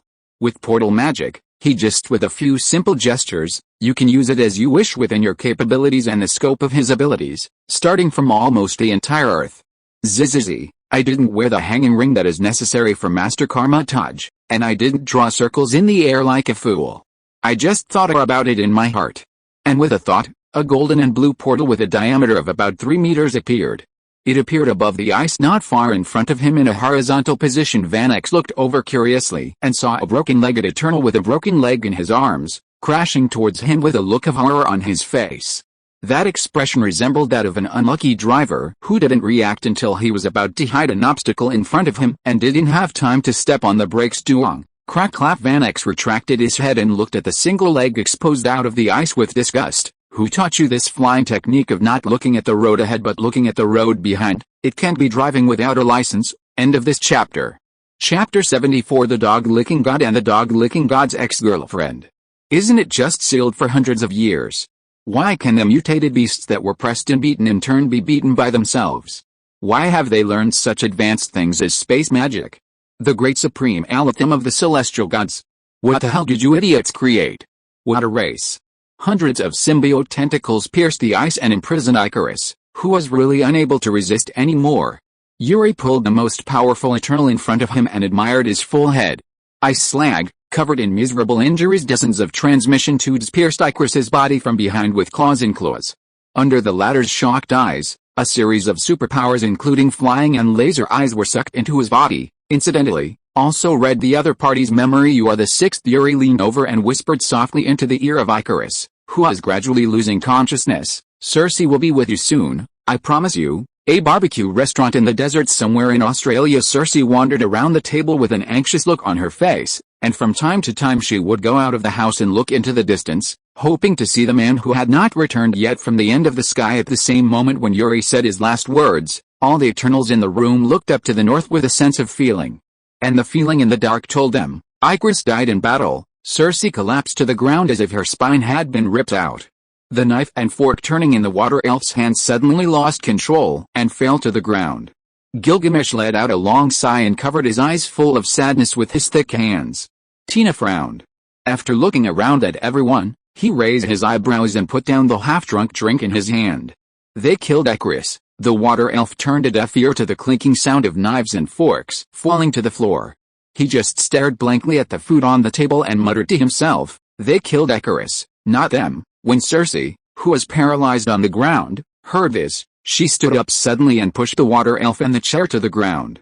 She pointed at the water elf on the ground as if she was crazy and yelled, it's you. It's you, this damn guy. If it weren't for you, Icarus wouldn't have left for the North Pole. If it weren't for you, he would still be here with us to discuss ways to fight the mutant beasts together. One is a licking dog who suddenly hears that her male god is dead, and the other is a scumbag who suddenly learns of the death of her ex-boyfriend who has lingering feelings for her. The emotions they had suppressed for a long time suddenly burst out. Gilgamesh was stunned and he was speechless. They started to tear each other directly in front of Not Enough. Gilgamesh's right fist condensed into a shiny golden hollow glove, and after hitting the heavy solid wood table in front of him, he actually knocked it up. The huge sound instantly silenced the two crazy-looking Cersei. They glared at each other fiercely, and the plastic sisterhood that had lasted for thousands of years was officially broken at this moment. Tina turned slightly sideways, elegantly dodging the food and wine that were thrown away by the reaction force. In her spare time, she gathered a spear and accurately lifted a plate away that was supposed to cover Gilgamesh's face. Sauce for barbecue. Thank you. Gilgamesh was flattered and nodded his thanks to Tina. After seeing her nod in acceptance, he summoned his divine power to shake out all other stains on his clothes. After such a drama, The awkward atmosphere caused by Cersei and the two people was immediately broken.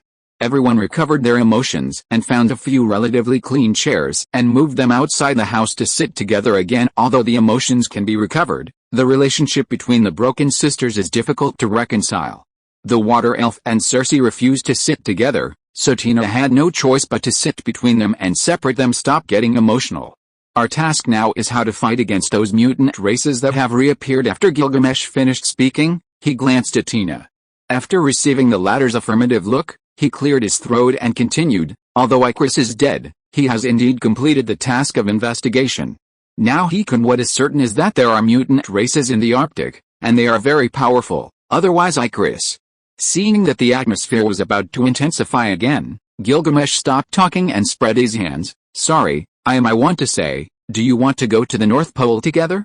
With the four of us, we should be able to give it a try, right? Must go. The water elf was filled with indignation. Icarus must have fallen into the trap set by those damn mutants and lost.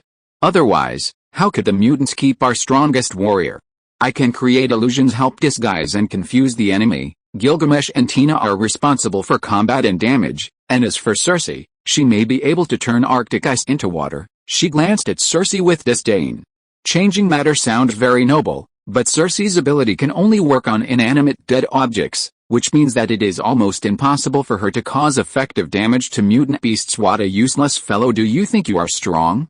Little brat. Cersei felt that she had been greatly insulted. You can only create illusions within 1,000 meters of you.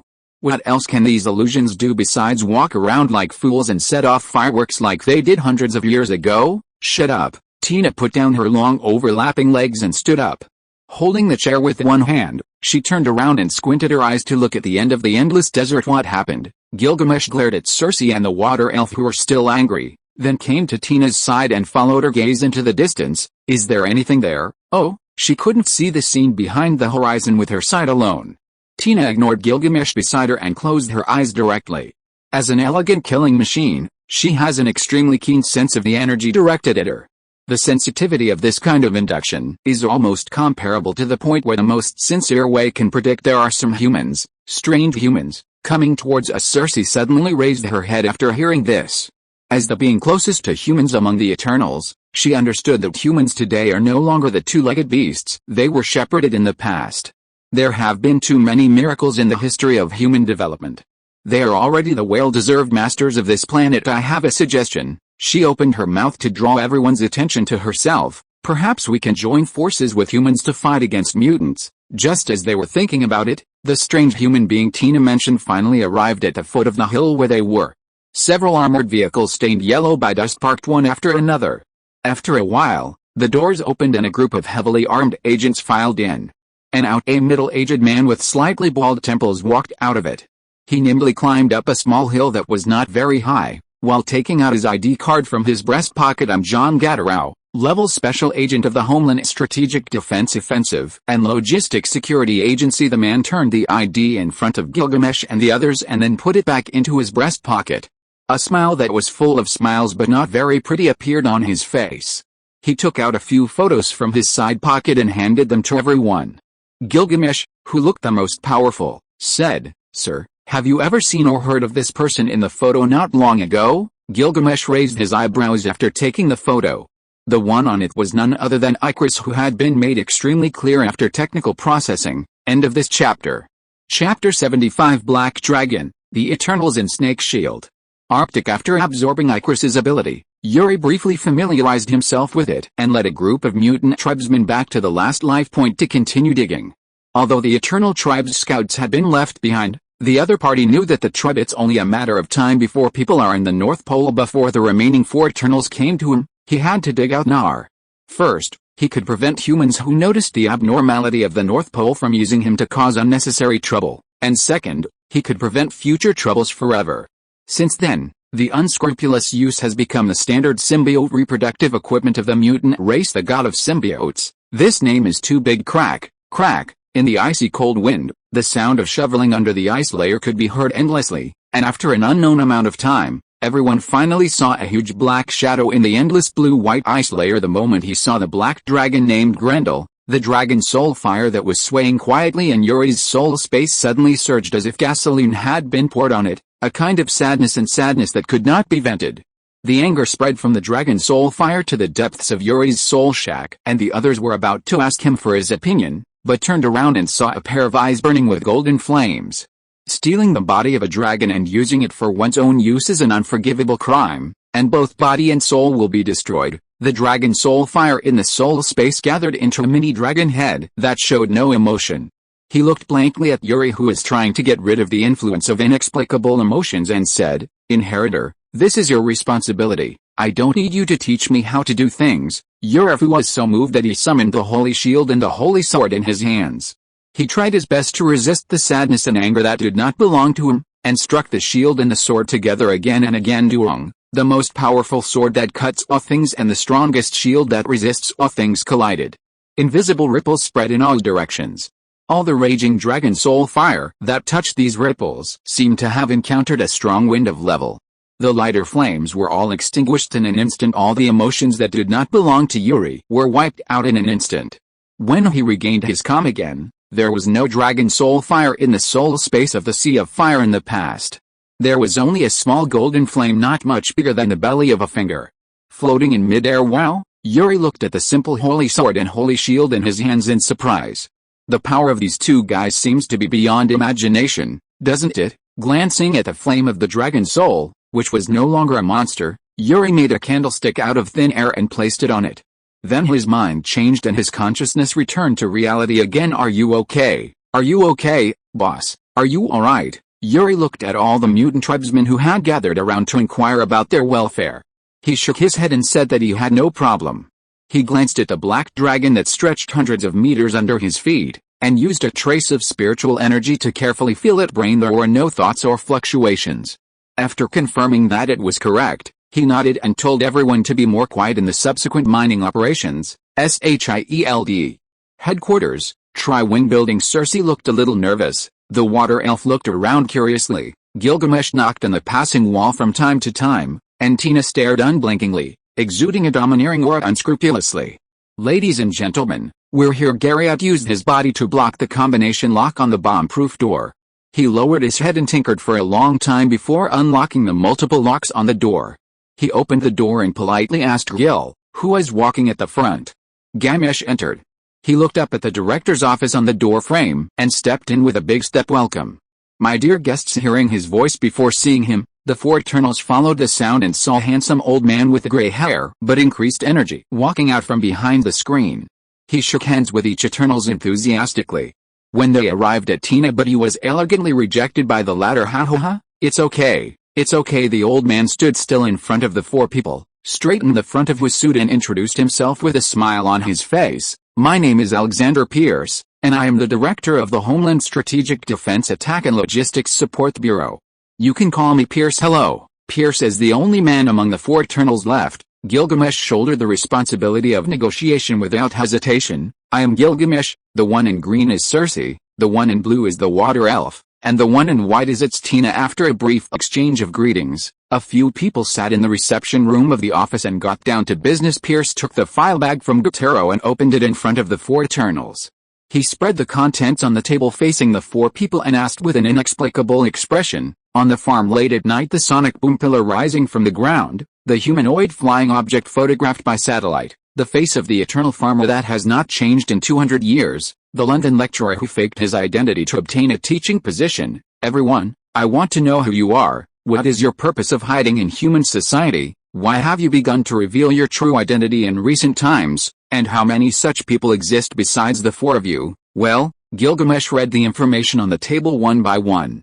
He glanced at Cersei, who looked embarrassed next to him, and finally had an intuitive understanding of what the other party said. Humans are very powerful, but in his heart, he didn't feel much resentment towards this situation being investigated clearly.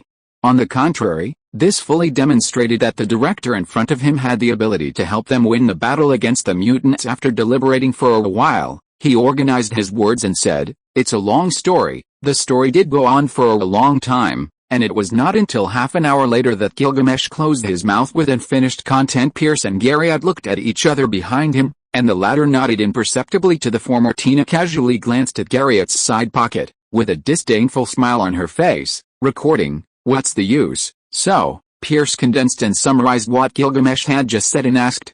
The current situation is that the ancient human killer mutants have resurrected and become more powerful. The immortal eternal warriors have been defeated one by one and only the 4 here are left. Individual, Gilgamesh drank all the boiled water on the table in one gulp. In fact, the remaining 3 empty glasses were all his work. The strong man burped after drinking, and nodded after listening to Pierce's words. Said, "You summed it up well, Pierce. Then what are you going to prove?" Pierce leaned on the sofa, crossed his hands on his chest and asked calmly, "At least let me see your abilities that are different from ordinary people." Gilgamesh nodded. He thought this was a very reasonable request. No one would believe that the people in myths and legends really appeared in reality, unless they could use the treasures hidden in the imperial mausoleums like Kin Shihirwang. The reward for those who entrust their intelligence to him. Gilgamesh stood up from the sofa, walked around the office twice, and then targeted the screen he saw when he entered. He rubbed the clenched fist of his right hand with his left hand, and golden lines appeared through his body. "Pierce, I will only show you once, so you have to watch carefully." End of this chapter. End of this chapter. Thank you so much for reading until the end. Don't forget to give it a like. Looking for more exclusive content and immediate access? Subscribe to our Patreon. Remember, every like, subscription or donation encourages us to continue. Thank you all. See you in the next video.